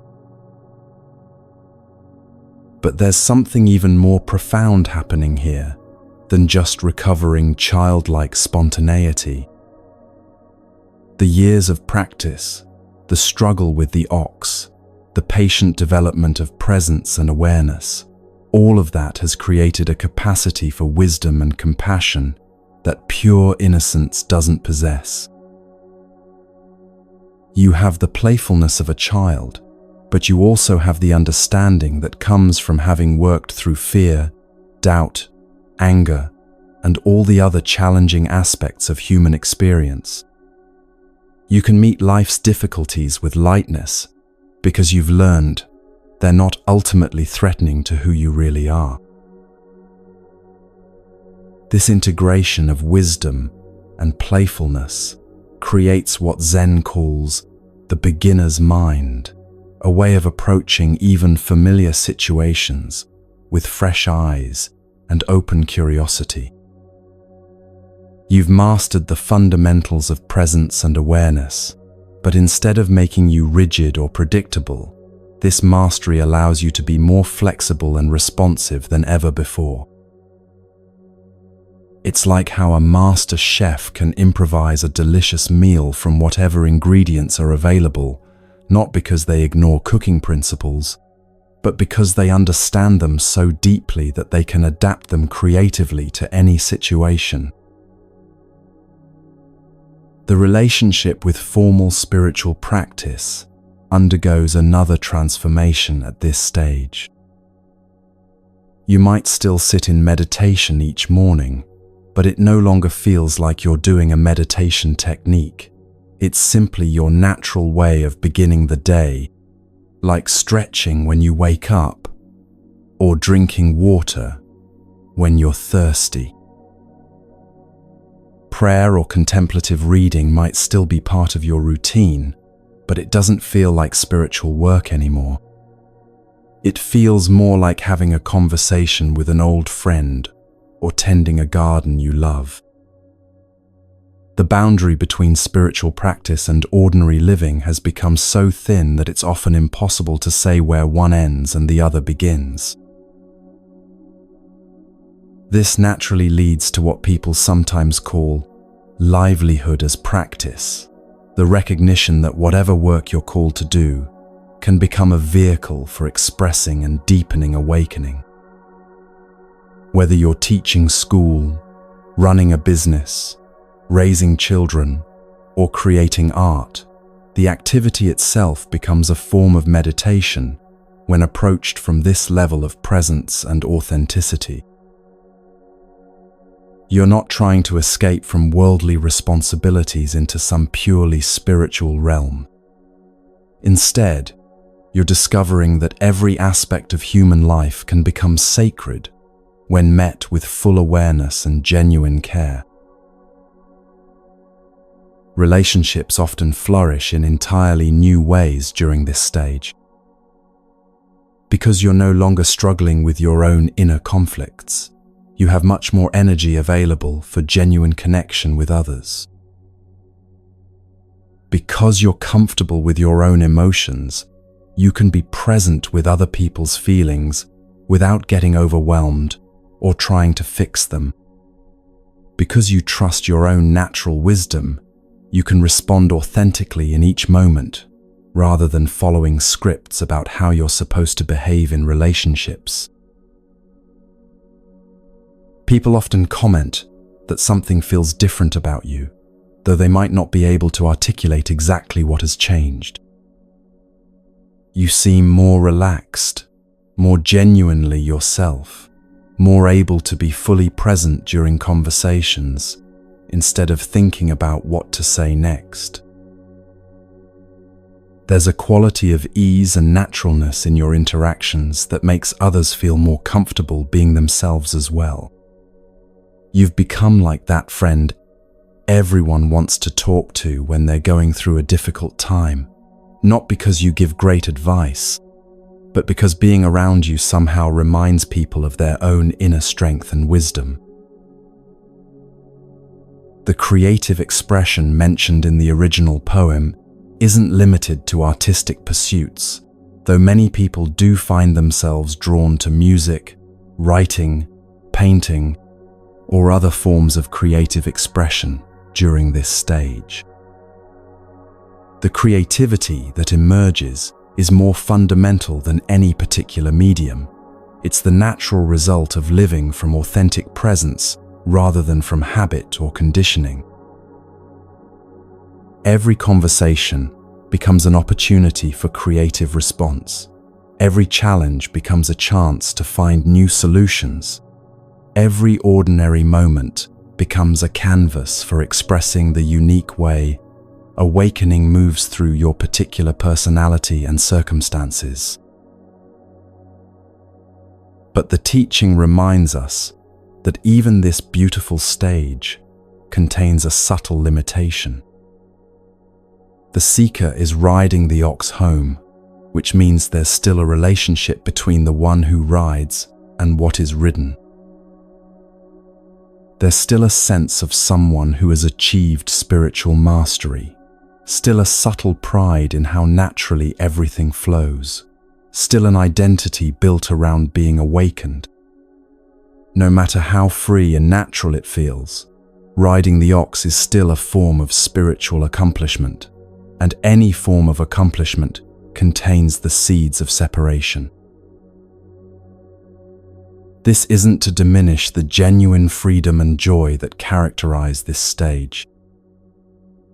The life that emerges here is deeply fulfilling, naturally beneficial to others, and represents a profound transformation from the suffering and seeking that initiated the journey. Many spiritual teachers seem to embody this stage, and their presence truly does inspire and guide others toward their own awakening. There's nothing wrong with reaching this level of integration and remaining here. It's a beautiful way to live that serves both your own highest potential and the welfare of everyone you encounter. Yet the tradition points towards something even deeper, something that emerges when even the most refined spiritual identity is recognized as another form of limitation. The path continues to unfold with its own mysterious logic, and eventually, our seeker will discover that even the joy of riding home contains a subtle form of bondage. Freedom, as long as it depends on anything, even the most sacred relationship with awakening itself, is not yet complete freedom. For now, though, our seeker plays their flute as evening settles over the landscape, and the music rises into the stars like an offering of pure gratitude. The ox moves with sure steps along paths that seem to appear effortlessly beneath their feet, and for the first time since the journey began, there's no question about the destination. Home isn't a place they're traveling toward. It's the quality of being they've learned to embody. The music continues, and anyone who hears it feels something ancient and familiar stirring in their own heart, calling them toward their own journey of awakening. But even as the melody rises into the infinite sky, something deeper than music is beginning to emerge, the recognition that the one who plays, the flute, and the music itself might not be separate things at all.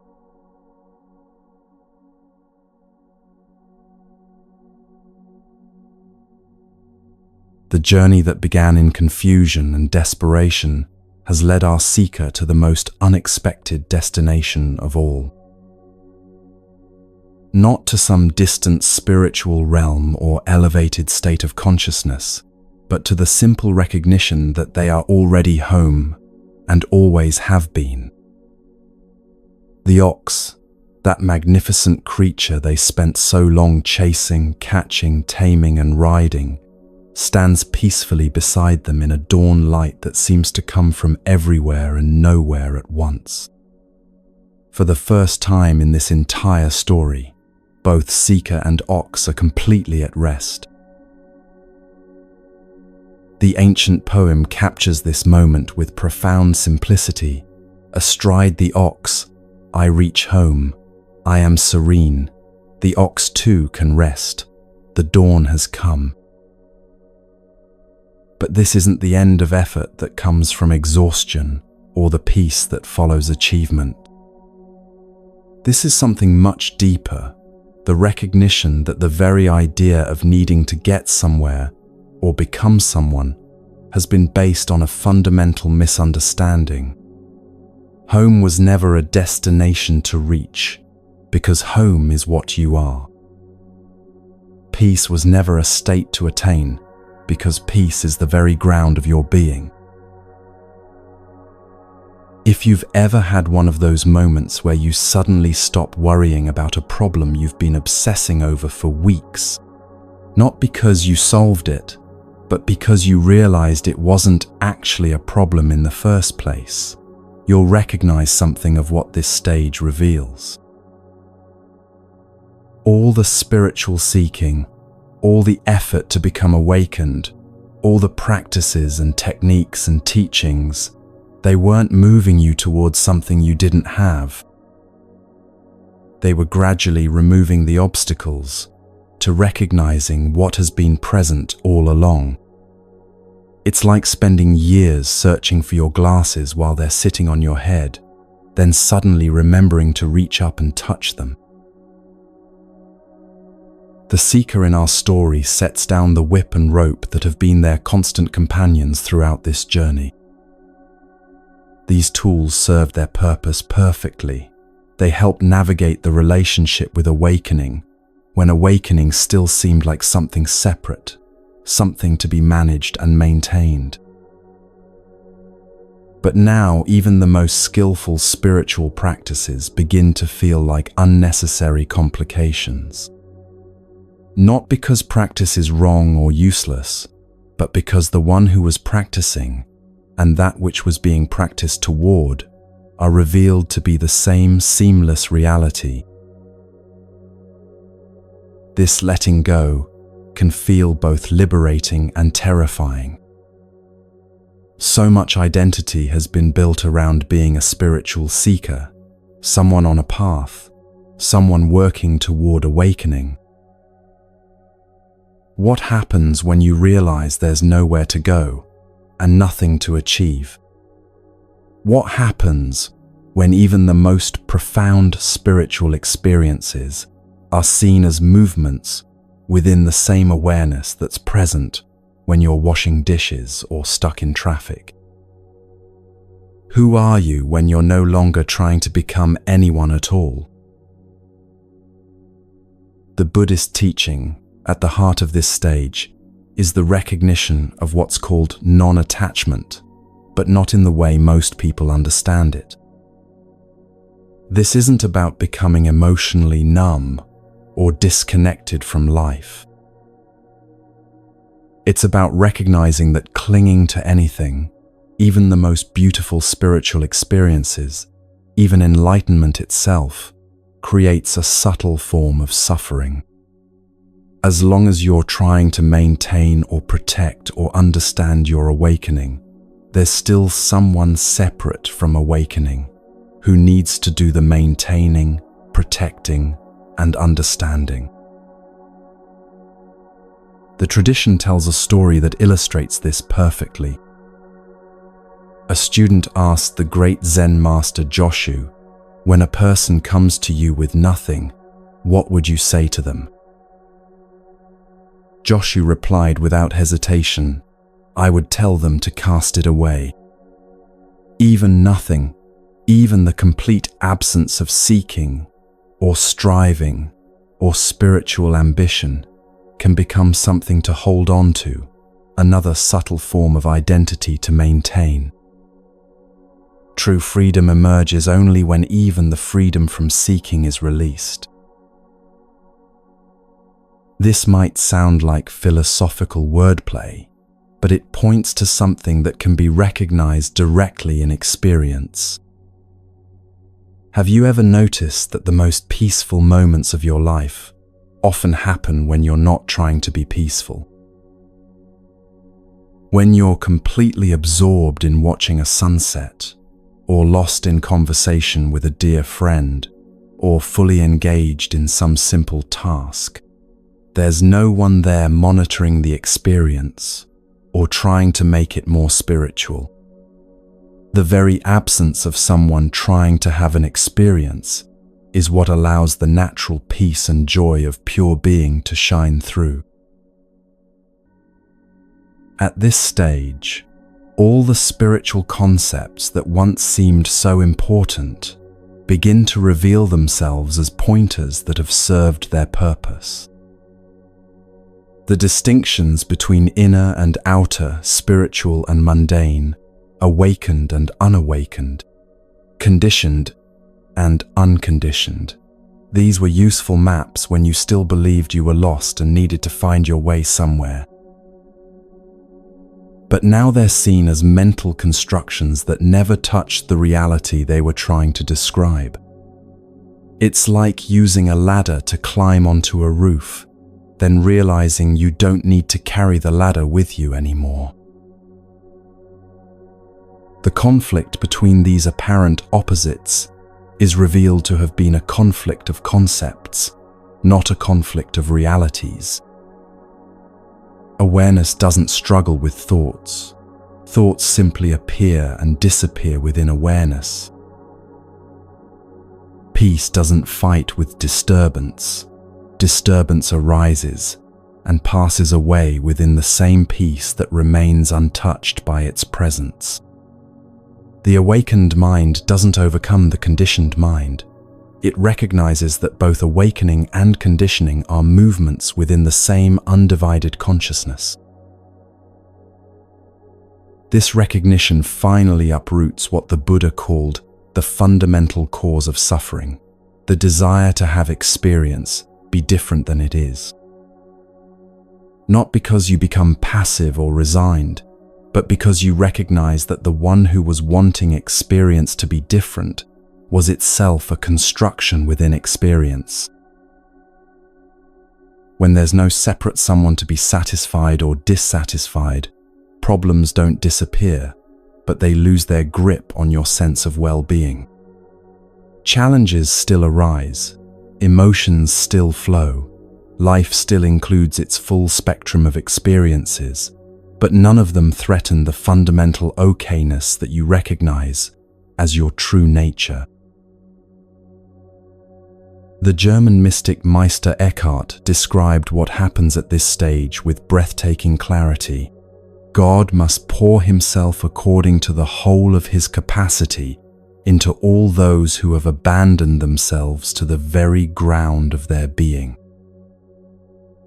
When you finally stop trying to manage your relationship with life when you release even the most subtle forms of spiritual effort and ambition, something extraordinary happens. The divine, call it God, Buddha nature, pure awareness, or simply what you most deeply are, can express itself without obstruction. Not because you've achieved something, but because you've finally stopped interfering with what has always been trying to express itself through your existence. This isn't a dramatic transformation that announces itself with fireworks and mystical visions. Often, it's so simple and natural that it almost feels disappointing at first. You might be sitting quietly and notice that the sense of someone sitting has dissolved into pure sitting. Or walking and realizing there's just walking happening with no walker separate from the activity. Or listening to music and discovering that the listener, the listening, and the music are one seamless flow of awareness expressing itself as sound. The body-mind that once felt so solid and separate begins to feel transparent, like a window that's so clean you can't tell it's there. The world, too, becomes transparent, not in the sense that it disappears, but in the sense that it's clearly recognized as appearance within the same awareness that you are. Subject and object, inside and outside, self and other, these distinctions still function perfectly well for practical purposes, but they're no longer experienced as fundamental realities. They're more like useful conventions, like lines of longitude and latitude that help you navigate, but don't actually divide the earth into separate pieces. This stage represents what you might call enlightenment without an enlightened person. There's profound clarity, unlimited compassion, natural wisdom, and spontaneous joy, but no one there to possess these qualities or take credit for them. It's like how sunlight illuminates everything it touches, without claiming ownership of the things it reveals. Awakening is simply the natural radiance of consciousness recognizing its own nature, not an achievement that belongs to anyone in particular. Yet even this profound recognition contains the seed of its own transcendence. As long as there's any sense of having reached somewhere special, of dwelling in enlightenment, of being established in awakeness, there's still the most subtle form of duality present. True freedom, the tradition suggests, emerges only when even the peace of this stage is seen as another movement within something even more fundamental. But for now, our seeker rests in the simple joy of finally being home, knowing that home was never anywhere else but here, never any time but now. The dawn light grows stronger as both seeker and ox settle into perfect stillness. The whip and rope lie forgotten in the grass, no longer needed, no longer even remembered. In this moment of complete arrival, something begins to stir that goes beyond both seeking and finding, beyond both journey and destination. The very categories of spiritual development begin to dissolve into something so simple and obvious that it almost seems to vanish. And in that near vanishing, the next stage of the path begins to reveal itself.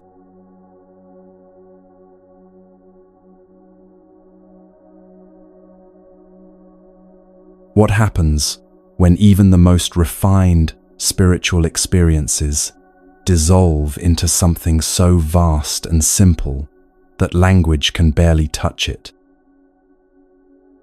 Our story reaches a place where the seeker, the ox, the whip, the rope, the journey itself, Everything that has given meaning and structure to this entire adventure quietly disappears into what the ancient poem calls no thing. Not nothing in the sense of empty space, but no thing in the sense of pure being that has no particular form, no specific content, no boundaries that separate it from anything else.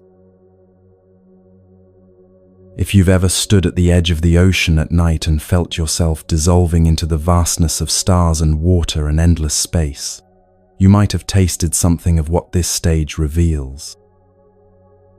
Or perhaps during deep meditation, you've experienced moments where the sense of being someone sitting somewhere simply evaporated, leaving only pure awareness with no center and no edges.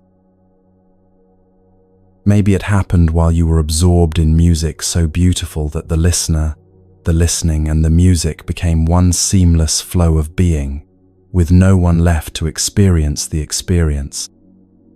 These glimpses point toward what Buddhist teaching calls sunyata, emptiness, not as a blank void, but as the pregnant fullness that underlies all appearance. The original Zen poem describes this stage with breathtaking poetry. This heaven is so vast, no message can stain it. How may a snowflake exist in a raging fire? What this means is that the awareness revealed here is so fundamental, so all-encompassing, that no particular experience, no matter how profound or beautiful or terrible, can mark it or change it in any way. It's like asking how a cloud can stain the sky, or how a wave can damage the ocean. The cloud appears within the sky and is made of sky. The wave rises from the ocean and is made of ocean. And every experience arises within awareness and is made of awareness itself. This isn't a philosophical idea to think about. It's a direct recognition that can suddenly dawn in the most ordinary moments. You might be washing dishes when the sense of being someone doing something simply dissolves, leaving only the flow of warm water, the gentle scrubbing motion, and pure awareness that isn't separate from any of it. Or you could be walking and suddenly realize there's no walker, no path, no destination, just walking happening within the same vast presence that contains everything else. The snowflake of personal identity dissolves completely in the raging fire of pure being. What makes this stage so profound is that it reveals the deepest truth about what you've always been, beneath every identity you've ever worn, beneath every experience you've ever had, beneath every story you've ever told about yourself. Before you learned your name, before you developed preferences and opinions, before you became someone seeking spiritual awakening, this pure, unborn awareness was already completely present. Not as your essence, but as what you are before the question of essence or identity even arises. It's what was looking out through your eyes when you were 3 years old, what will be present when your body is no longer functioning, what remains constant through every change in your life circumstances. The teaching describes this as the footprints of the ancestors, which points to something beautiful and important. Every genuine spiritual teacher throughout history, every mystic who has touched this recognition, every ordinary person who has glimpsed their true nature, they've all recognized this same placeless place, this same timeless awareness that has no particular characteristics, yet expresses itself as everything that appears. The Buddha's awakening under the Bodhi tree, Christ's recognition in the desert, the insights of countless unknown seekers, they all point to this same fundamental reality that can never be captured in concepts, but can be directly known. But here's where this teaching becomes both profound and practical for your everyday life. This isn't some special spiritual state that you visit occasionally during peak experiences. This vast unborn awareness is what you are right now, reading these words, hearing these sounds, feeling whatever sensations are present in your body. The only difference between ordinary moments and this recognition is that most of the time, attention is so focused on the content of experience that the awareness in which all content appears is overlooked. It's like being so absorbed in watching a movie that you forget about the screen, even though the screen is present for every single scene. This stage can feel both liberating and unsettling. On one hand, there's profound relief in discovering that your deepest nature is completely untouchable by any of life's difficulties. Anxiety, sadness, physical pain, loss, failure, none of these can actually damage what you most fundamentally are, any more than clouds can harm the sky they appear within. There's a quality of absolute safety in recognizing yourself as the awareness that remains present and untouched, regardless of what's appearing within it. On the other hand, this recognition can initially feel like a kind of cosmic loneliness. If you are this vast, undifferentiated awareness, what happened to your personality, your relationships, your individual life? It can feel like everything that seemed important and meaningful has been revealed as somehow illusory or insignificant.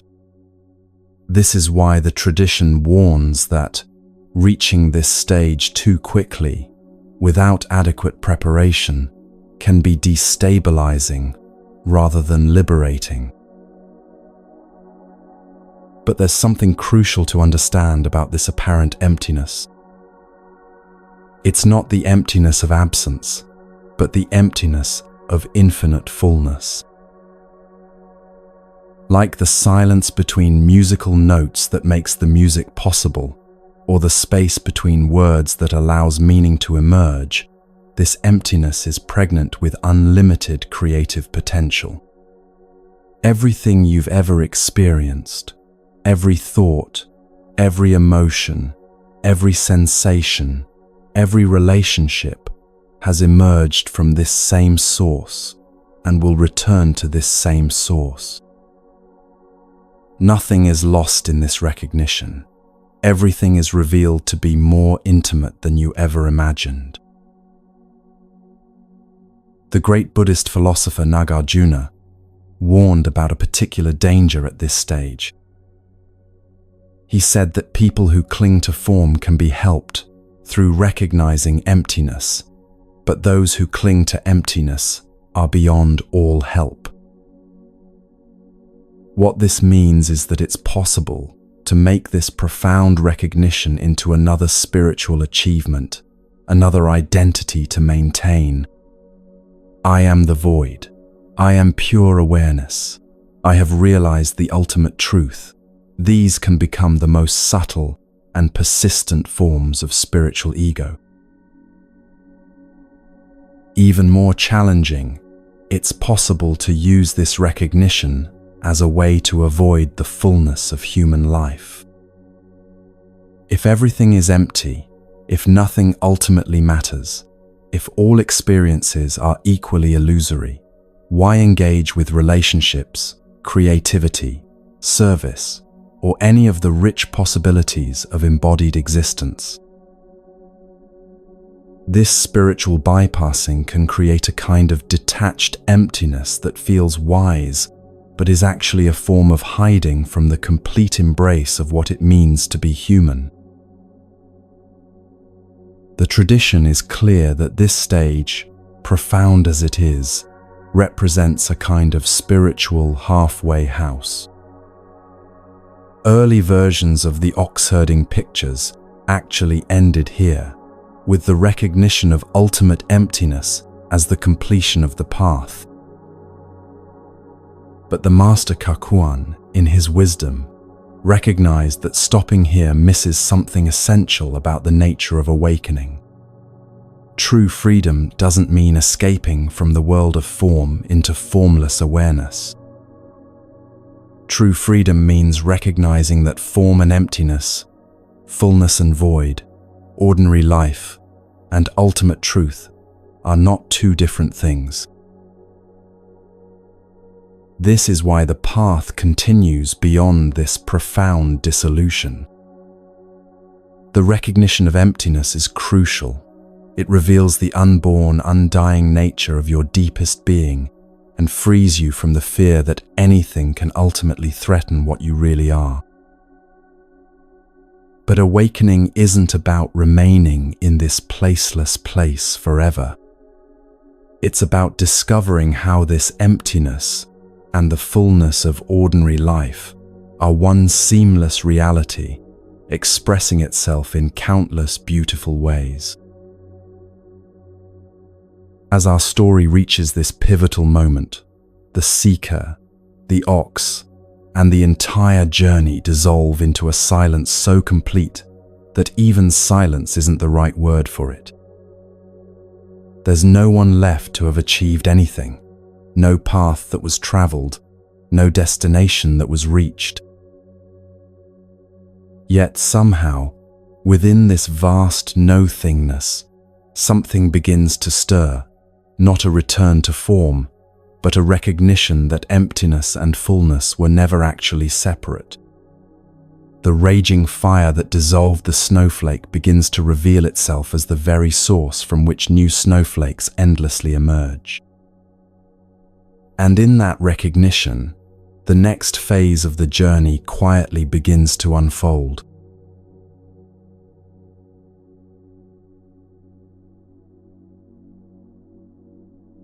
After the vast dissolution of the 8th stage, something unexpected and wonderful begins to happen. Our story doesn't end in that formless emptiness, suspended forever in the void beyond all experience. Instead, slowly and naturally, like the first light of dawn touching familiar hills, the world begins to reappear. But now everything is different, even though nothing has changed at all.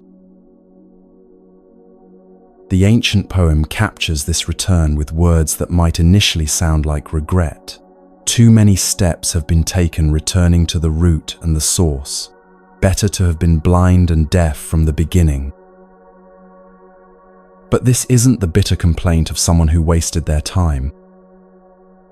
It's the gentle laughter of recognition, the same kind of laugh you might have when you find your car keys in the first place you looked, after searching the entire house. Of course, you think, they were right here all along. The seeker in our story finds themselves standing once again in the ordinary world, but it's as if they're seeing it for the first time. There's a river flowing nearby, just as there always was, and flowers blooming along its banks in brilliant red, just as they always have. The same sun that was shining when this journey began is still shining now. The same wind that rustled through the tall grass in that first stage of desperate searching is still moving through the trees. But now, these simple, ordinary phenomena are recognized as the very source and summit of all spiritual realization. If you've ever returned to your childhood neighborhood after many years away, you might recognize something of what this stage reveals. The houses look smaller than you remembered. The streets seem narrower, but there's also something magical about seeing familiar places with adult eyes. You recognize the same swing set where you played as a child, but now you also see the love and care that went into creating a safe place for children to explore and grow. The ordinary becomes sacred, not because it has changed, but because you have developed the eyes to see the sacredness that was always present. This stage represents one of the most profound teachings in all of Buddhism. Form is emptiness. Emptiness is form. In the previous stage, you discovered the emptiness that underlies all appearances, that vast, unborn awareness in which everything arises and passes away. Now you discover that this emptiness doesn't exist somewhere else, behind or beyond the world of ordinary experience. The flowing river, the red flowers, the sound of birds, the feeling of your breath moving in and out, these aren't separate from ultimate reality. They are ultimate reality, expressing itself in countless beautiful and ordinary ways. This recognition often comes with a quality of profound ordinariness that can initially feel almost disappointing. After all the seeking, all the spiritual experiences, all the glimpses of transcendent truth, you find yourself back where you started, washing dishes, paying bills, having conversations with friends and family. But now these simple activities are suffused with a wonder and completeness that no exotic spiritual experience could provide. Washing dishes becomes a meditation on the miracle of water, warmth, and cleanliness. Paying bills becomes an expression of gratitude for the complex web of relationships that makes modern life possible. Ordinary conversations become opportunities to meet the divine, expressing itself through human personality and connection. The poem speaks of dwelling in one's true abode, unconcerned with and without. This doesn't mean becoming indifferent or detached from life, but rather discovering a way of being that's naturally at ease with whatever arises. There's no longer the anxious monitoring of experience to see whether it's spiritual enough, peaceful enough, or awakened enough. Instead, there's a quality of unconditional okayness that recognizes every moment as a perfect expression of the same source that you are. This is where you finally understand what all the great spiritual teachers meant when they pointed toward presence, toward here and now, toward the sacred in the ordinary. It wasn't that you needed to achieve some special state or have some extraordinary experience. You needed to stop looking elsewhere for what was always right here. Stop trying to become someone other than who you already are. Stop seeking in the future what is always available in this moment. The source of all peace, all joy, all love, all wisdom, it was never hidden anywhere else but in the simple fact of being aware, right here, right now. The great poet T.S. Eliot captured this perfectly when he wrote, "We shall not cease from exploration, and the end of all our exploring will be to arrive where we started and know the place for the first time." This is exactly what happens at this stage of the journey. You haven't traveled anywhere. You haven't become anyone new. You haven't acquired anything that wasn't already present. But you've learned to see clearly what was always here, always available, always closer than your own breath. This recognition transforms your relationship with what the tradition calls the mystery. Previously, mystery was something you needed to solve, truth was something you needed to discover, and enlightenment was something you needed to achieve. But now you recognize that the mystery isn't a problem to be solved. It's the very nature of existence itself. Every moment is infinitely mysterious, not because it's complicated or hidden, but because it's so simple and obvious that it can never be fully grasped by the thinking mind. How is it that you're aware? How does consciousness arise from matter, or matter from consciousness? How does love emerge from two people meeting? How does meaning appear from the arrangement of marks on a page or sounds in the air? These aren't questions that need answers. They're koans that point toward the inexhaustible wonder of ordinary existence. Your relationship with spiritual practice undergoes its final transformation at this stage. If you still meditate, it's not because you need to achieve anything or maintain any particular state of consciousness.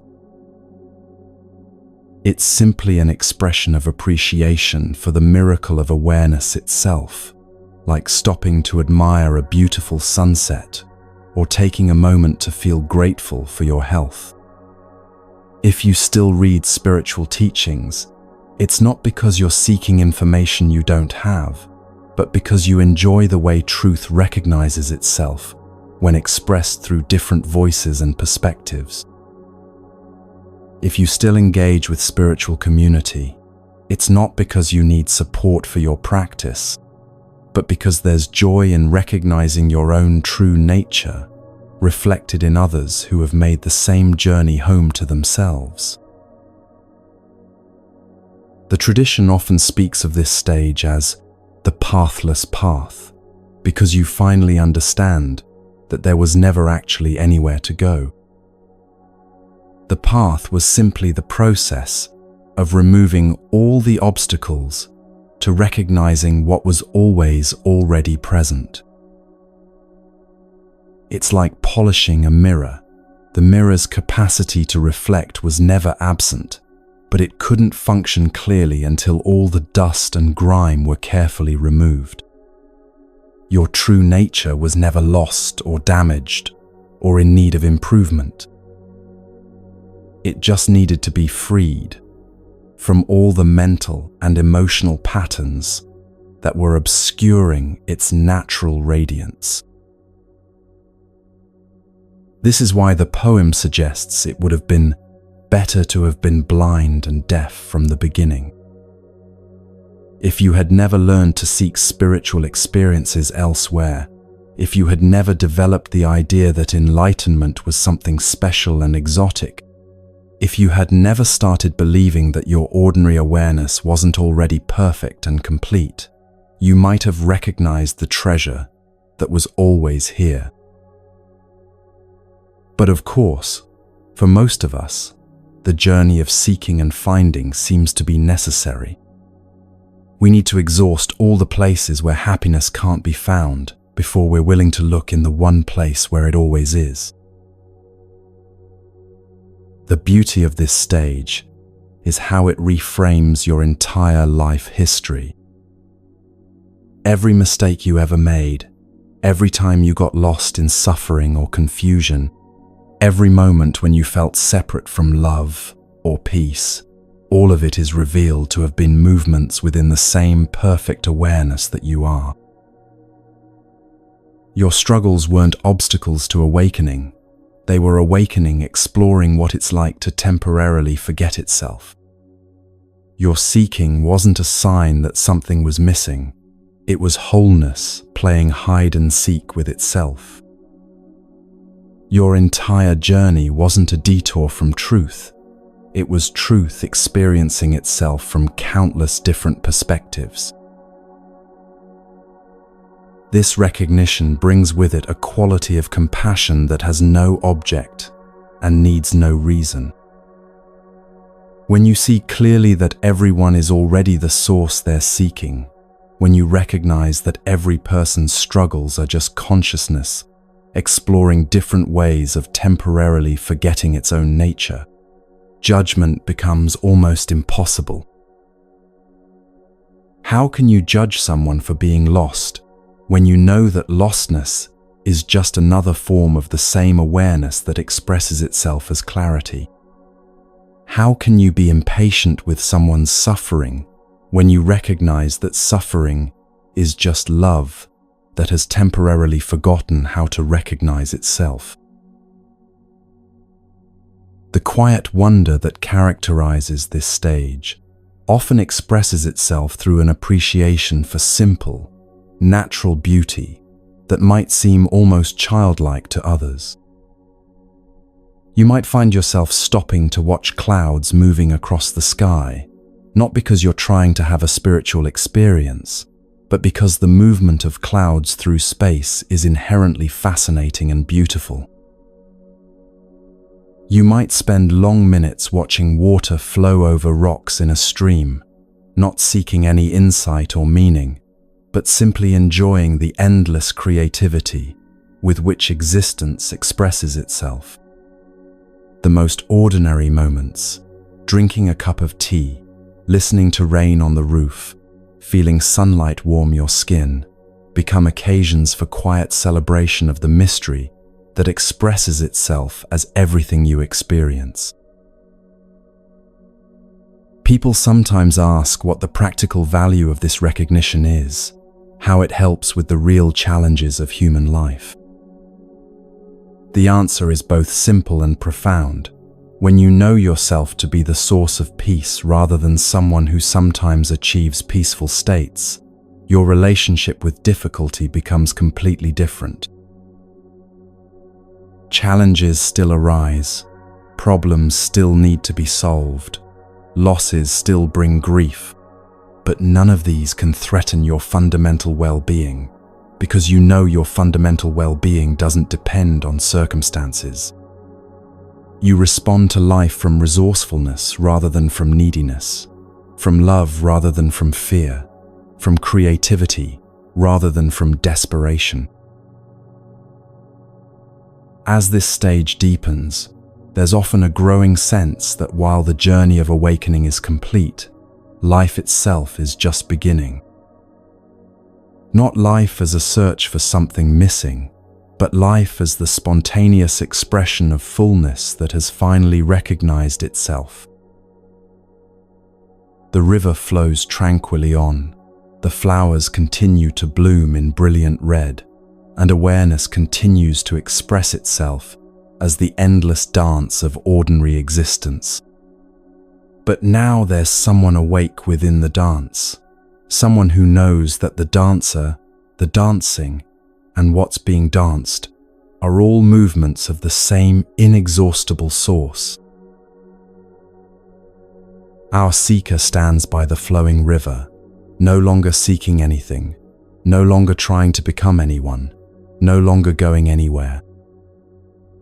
The source they spent so long trying to find was never anywhere but here, never any time but now, never anyone but who they've always been. In the gentle sound of water moving over stones, in the bright color of flowers blooming in the sun, in the simple fact of being aware of it all, the entire spiritual journey reveals itself to have been consciousness playing an elaborate game of hide and seek with itself. And now the game is over, not because anything was won or lost, but because it's time for a new kind of play to begin.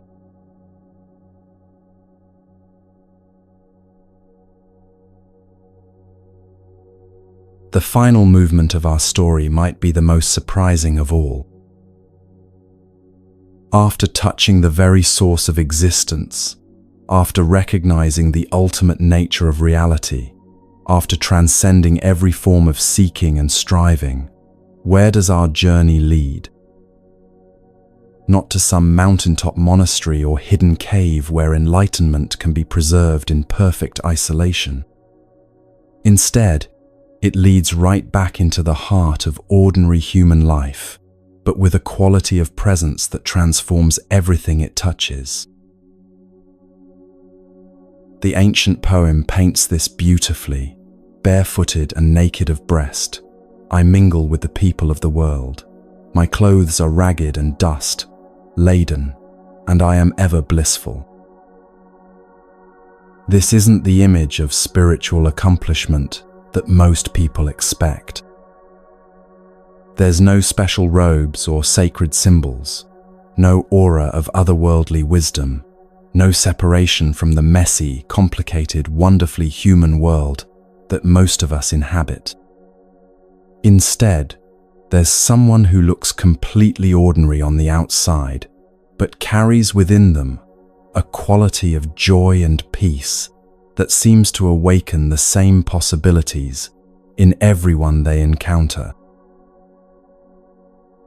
If you've ever met someone like this, someone who seemed to have no agenda, no need to impress anyone, no anxiety about how they appeared to others, but whose very presence made you feel more relaxed and authentic yourself, you've encountered this final stage of awakening in action.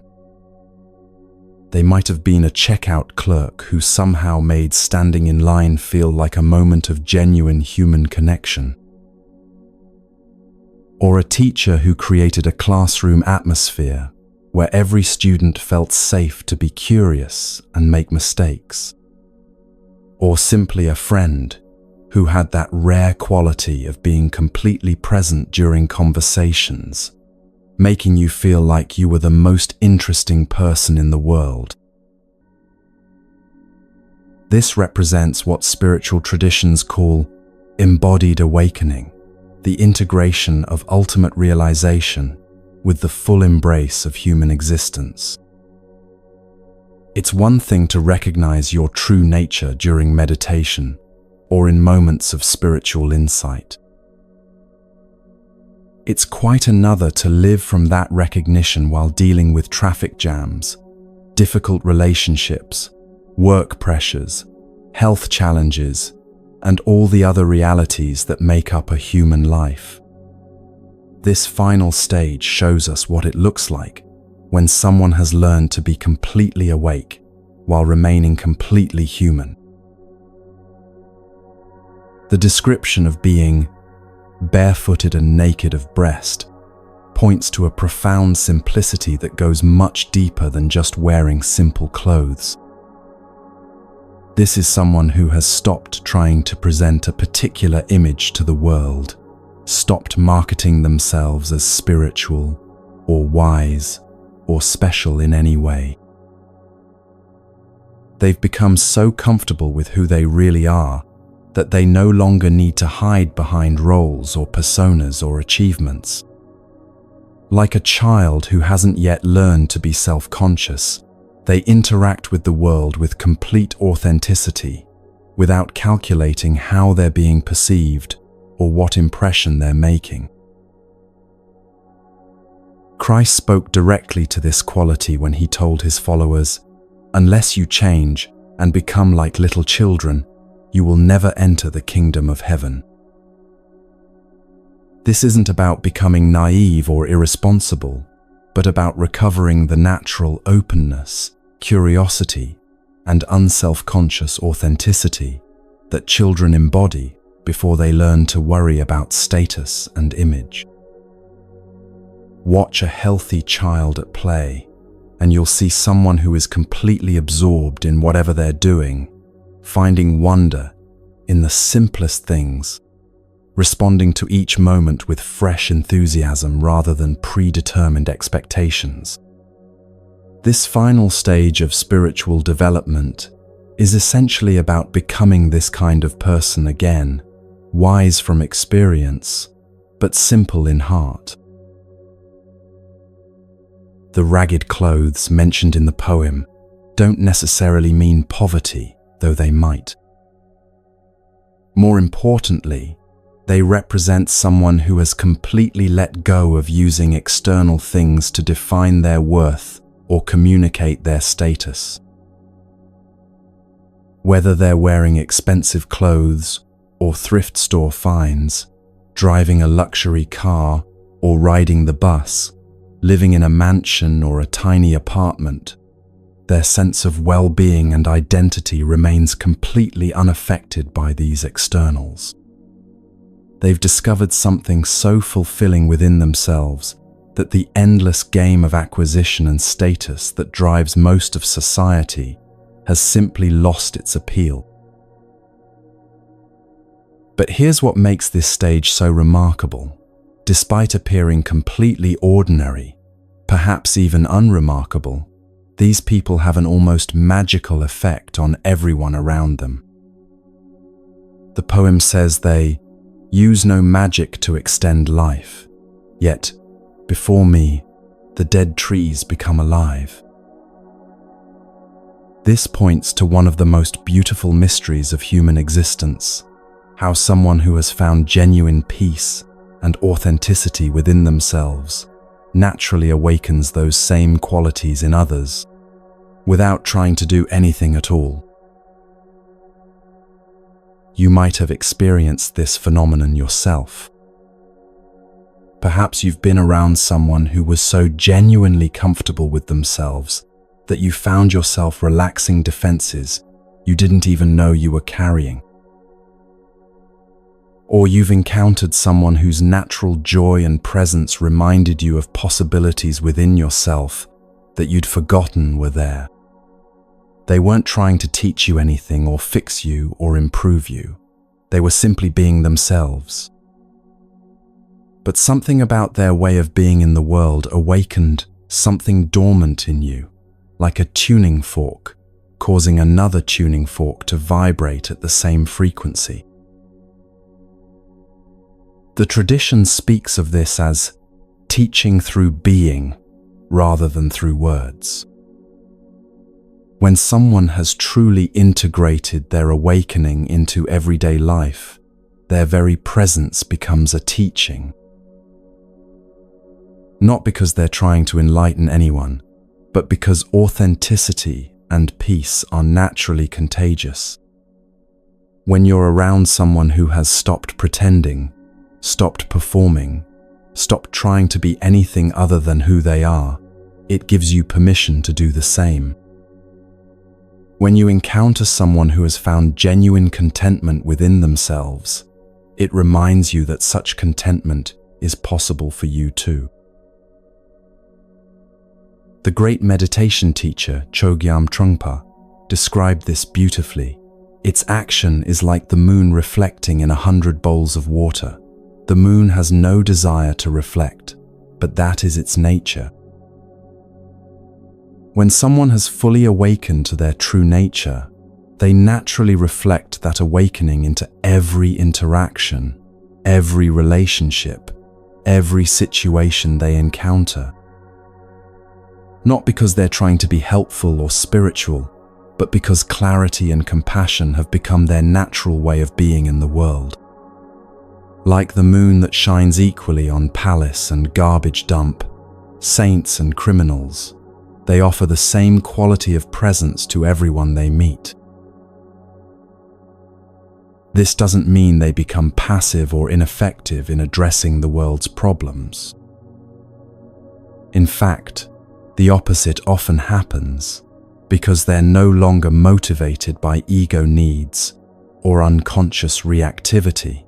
They become much more skillful at responding to whatever situations arise.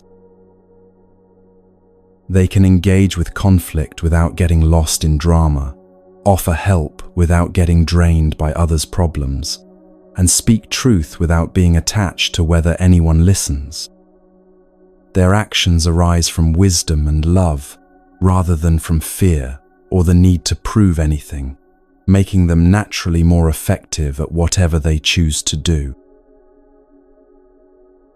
The ancient commentary mentions that such a person is found in company with wine bibbers and butchers.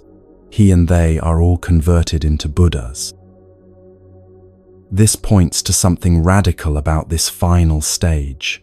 There's no sense of spiritual superiority, no need to surround yourself only with other awakened people or supposedly pure environments. Someone at this level of integration recognizes the Buddha nature in everyone they meet, regardless of their behavior, beliefs, or life circumstances. They can sit comfortably with the homeless person on the street corner and the CEO in the boardroom, finding the same essential humanity in both.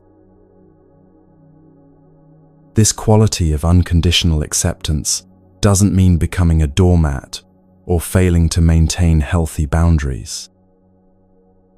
It means recognizing that every person's behavior arises from their current level of understanding and their particular circumstances, and that judgment rarely helps anyone grow or change. When you truly understand that everyone is doing the best they can from their current perspective, it becomes natural to respond with compassion rather than criticism, understanding rather than condemnation. This doesn't make you naive about harmful behavior, but it allows you to address problems from love rather than from anger or fear. Dostoevsky once wrote that the soul is healed by being with children, and this points to exactly what happens when you encounter someone who has reached this final stage of development. There's something about their unguarded presence, their natural joy, their lack of agenda or pretense that reminds you of your own original nature before it got covered over by social conditioning and psychological defenses.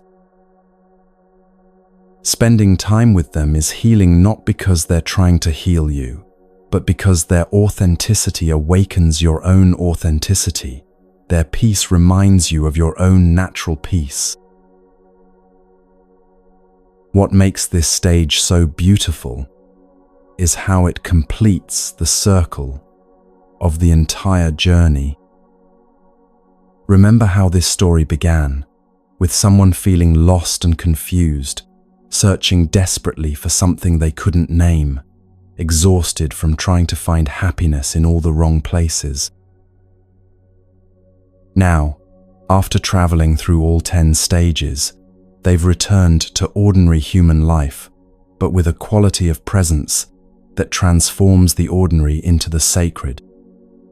They're not different from other people in any external way, but they've discovered the source of peace and joy that exists within everyone, and their very being reminds others that this same discovery is available to them.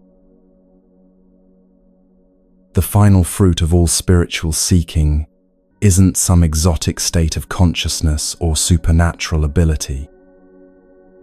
It's simply becoming a fully authentic human being, someone who has stopped pretending, stopped performing, stopped trying to be anyone other than who they really are. This sounds simple, but it's actually extraordinarily rare and precious. Most people spend their entire lives wearing masks, playing roles, trying to live up to images of who they think they should be.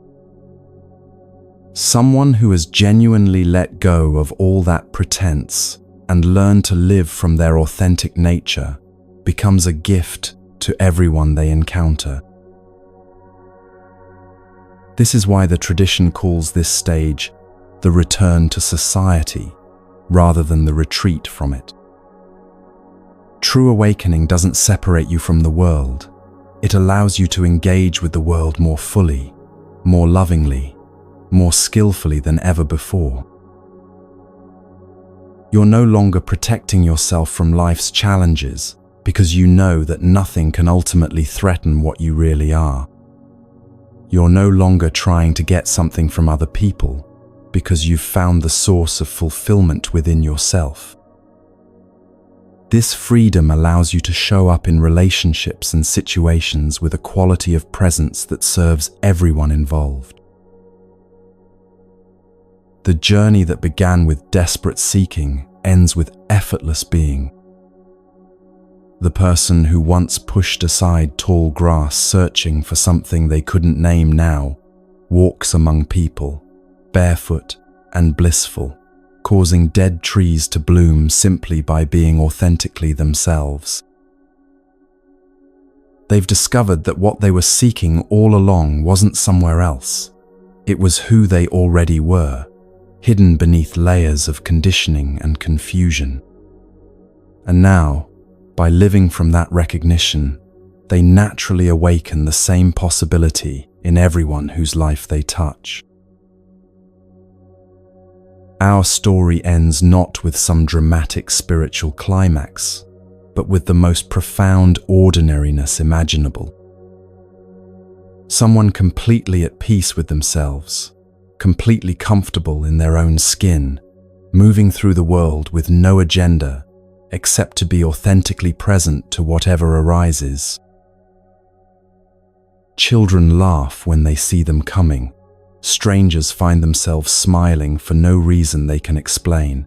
And somehow, in ways both subtle and mysterious, the world becomes a little brighter, a little kinder, a little more awake, simply because they're in it. This is the ultimate fruit of the spiritual journey, not escape from humanity, but the full flowering of what it means to be human. In the end, they are neither seeking nor found, neither student nor teacher, neither ordinary nor enlightened. They are simply and completely themselves, and that turns out to be the greatest gift anyone can offer to the world.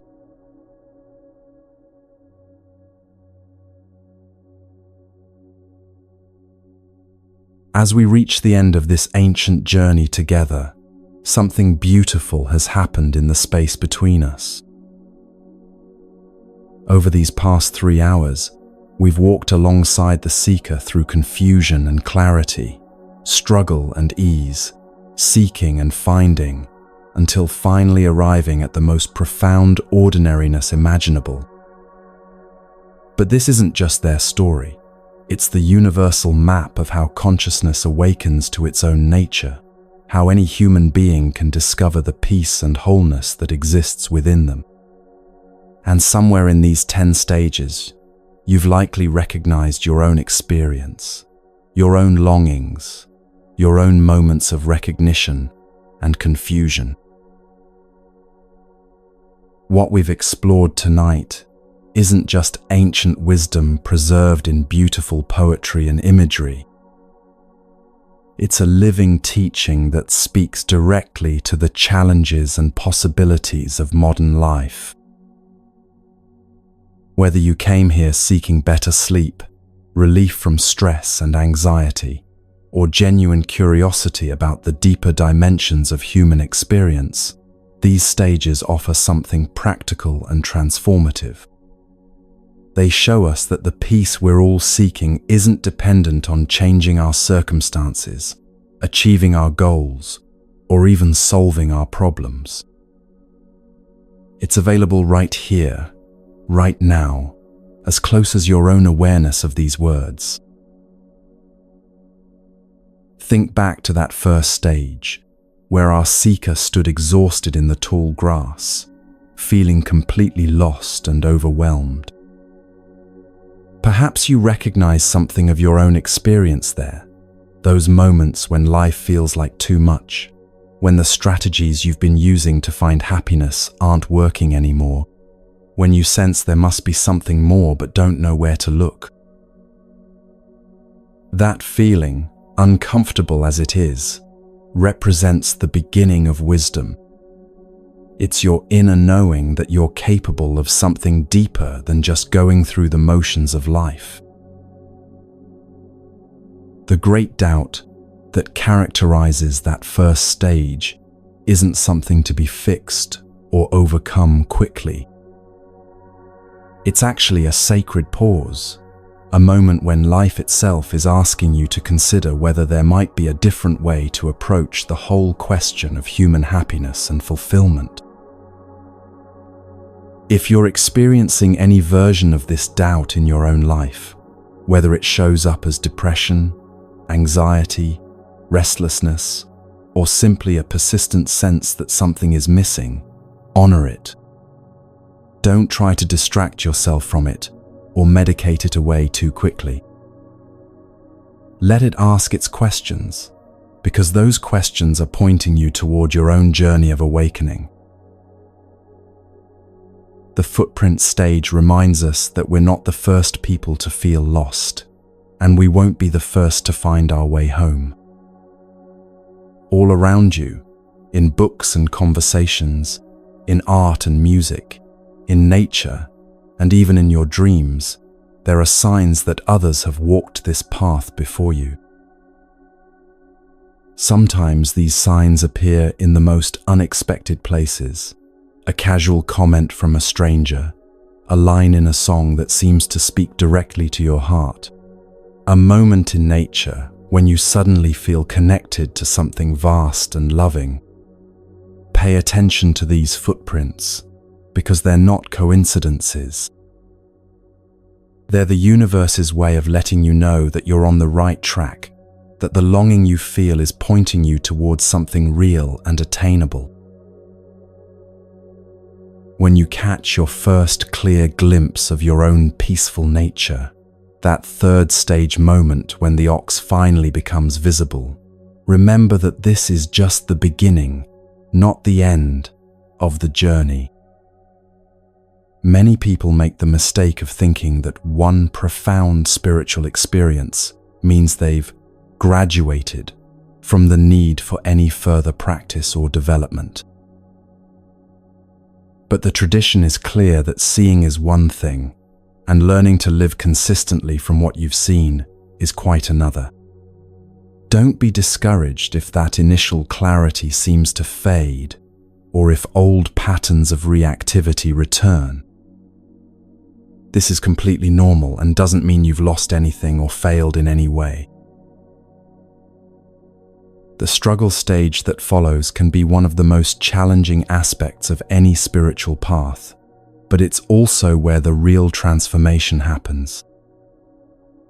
This is where you develop what could be called your awakening muscles, the capacity to remain present and aware, even when life gets difficult, even when old emotional patterns are triggered, even when the peaceful clarity you glimpsed seems impossibly distant.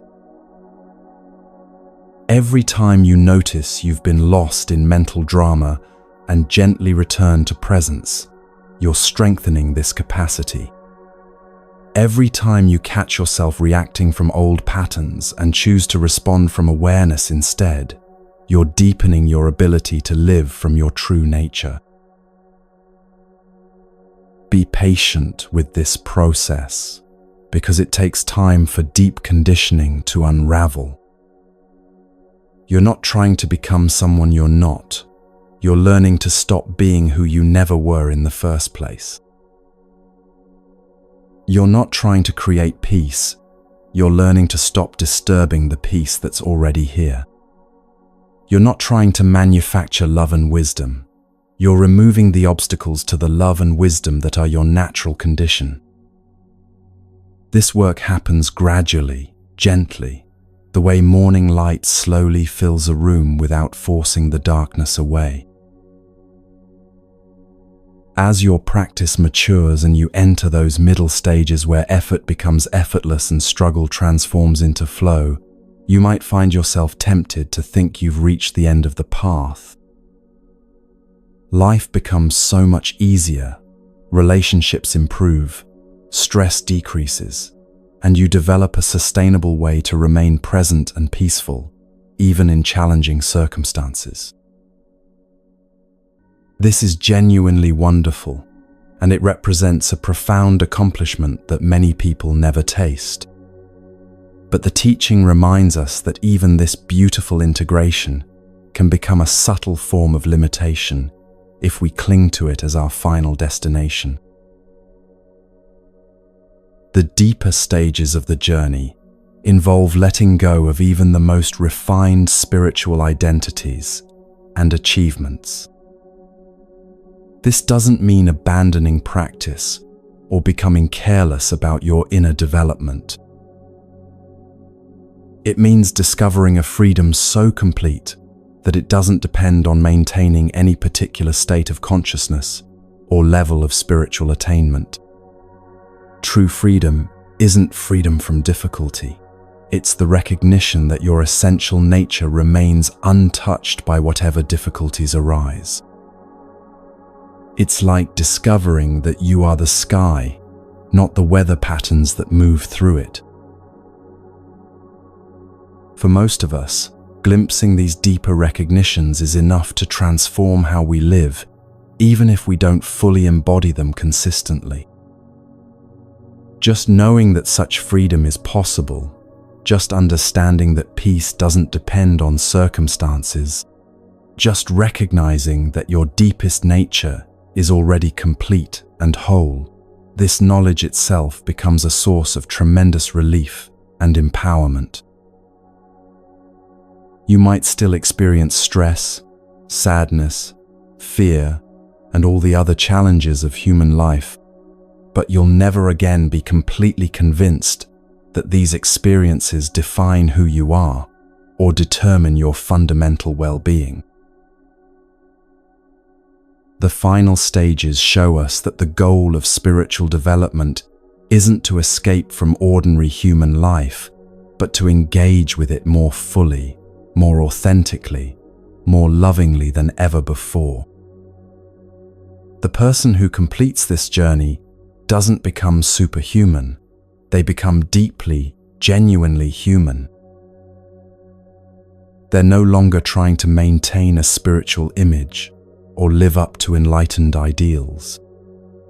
They're simply comfortable being exactly who they are, and that authenticity becomes a gift to everyone they encounter. As you move forward from this evening, remember that you don't need to walk this entire path perfectly or achieve every stage we've explored. Even understanding the map changes your relationship with your own experience. Even knowing that others have traveled this way before you provides comfort during difficult times. Even glimpsing the possibility that peace might be closer than you thought can begin to transform how you approach the challenges and opportunities of your daily life. Your own journey will likely unfold in ways that don't match this ancient map exactly. You might experience several stages simultaneously, or find yourself moving back and forth between different levels of recognition and confusion. You might have insights that don't fit neatly into any category, or discover aspects of awakening that weren't included in these traditional teachings. This is perfectly natural and doesn't mean you're doing anything wrong. The map is meant to guide and encourage, not to limit or define your experience. What matters most is that you trust your own deepest knowing and remain open to whatever wants to emerge in your life. The same awareness that guided our ancient seeker through their journey is present within you right now, reading these words, hearing these sounds, aware of whatever thoughts and feelings are arising in this moment. That awareness itself is what you've been seeking all along, not as something to attain, but as something to recognize. Not as a future possibility, but as a present reality. Some practical suggestions as you continue your own exploration. Begin each day with a few moments of simple presence, not trying to achieve any particular state, just noticing that you're aware and allowing that awareness to be enough. Throughout the day, practice returning attention to the present moment whenever you notice you've been lost in mental commentary about the past or future. When difficult emotions arise, see if you can make space for them rather than immediately trying to fix or change them. When you encounter other people, experiment with seeing them as fellow travelers on the same journey toward peace and understanding. Remember that this isn't about becoming a perfect person or achieving some permanent state of enlightenment. It's about gradually developing a more intimate relationship with your own natural wisdom and compassion. It's about learning to trust the peace that's always available within you, regardless of what's happening around you. It's about discovering that the love you've been seeking everywhere else is actually the very fabric of your own being. The Buddha once said something that perfectly captures the spirit of this journey. What you seek is seeking you. The peace you long for is longing for you. The love you want to experience wants to express itself through your life. The wisdom you hope to discover is already present within your deepest knowing. The freedom you dream of is your natural condition, temporarily obscured but never actually lost. As we close this time together, take a moment to appreciate how far you've already traveled on your own path. The very fact that you're here, listening to these teachings, opening yourself to possibilities beyond the conventional approaches to happiness, this itself is evidence of the awakening that's already stirring within you. You might not feel particularly enlightened or transformed, but something has shifted simply by spending these hours contemplating the deeper dimensions of human existence. That shift, however subtle, is precious and real. Rest now in the knowledge that you are both the seeker and what is sought, both the student and the teacher, both the question and the answer. Your journey continues not because something is missing, but because consciousness delights in exploring its own infinite nature through countless unique expressions like you. Let yourself be exactly where you are, exactly who you are, exactly as aware as you are in this moment. This is enough. You are enough. This moment is enough. Sweet dreams, fellow traveler. The path continues tomorrow, but for now, simply rest in the peace that has been with you all along.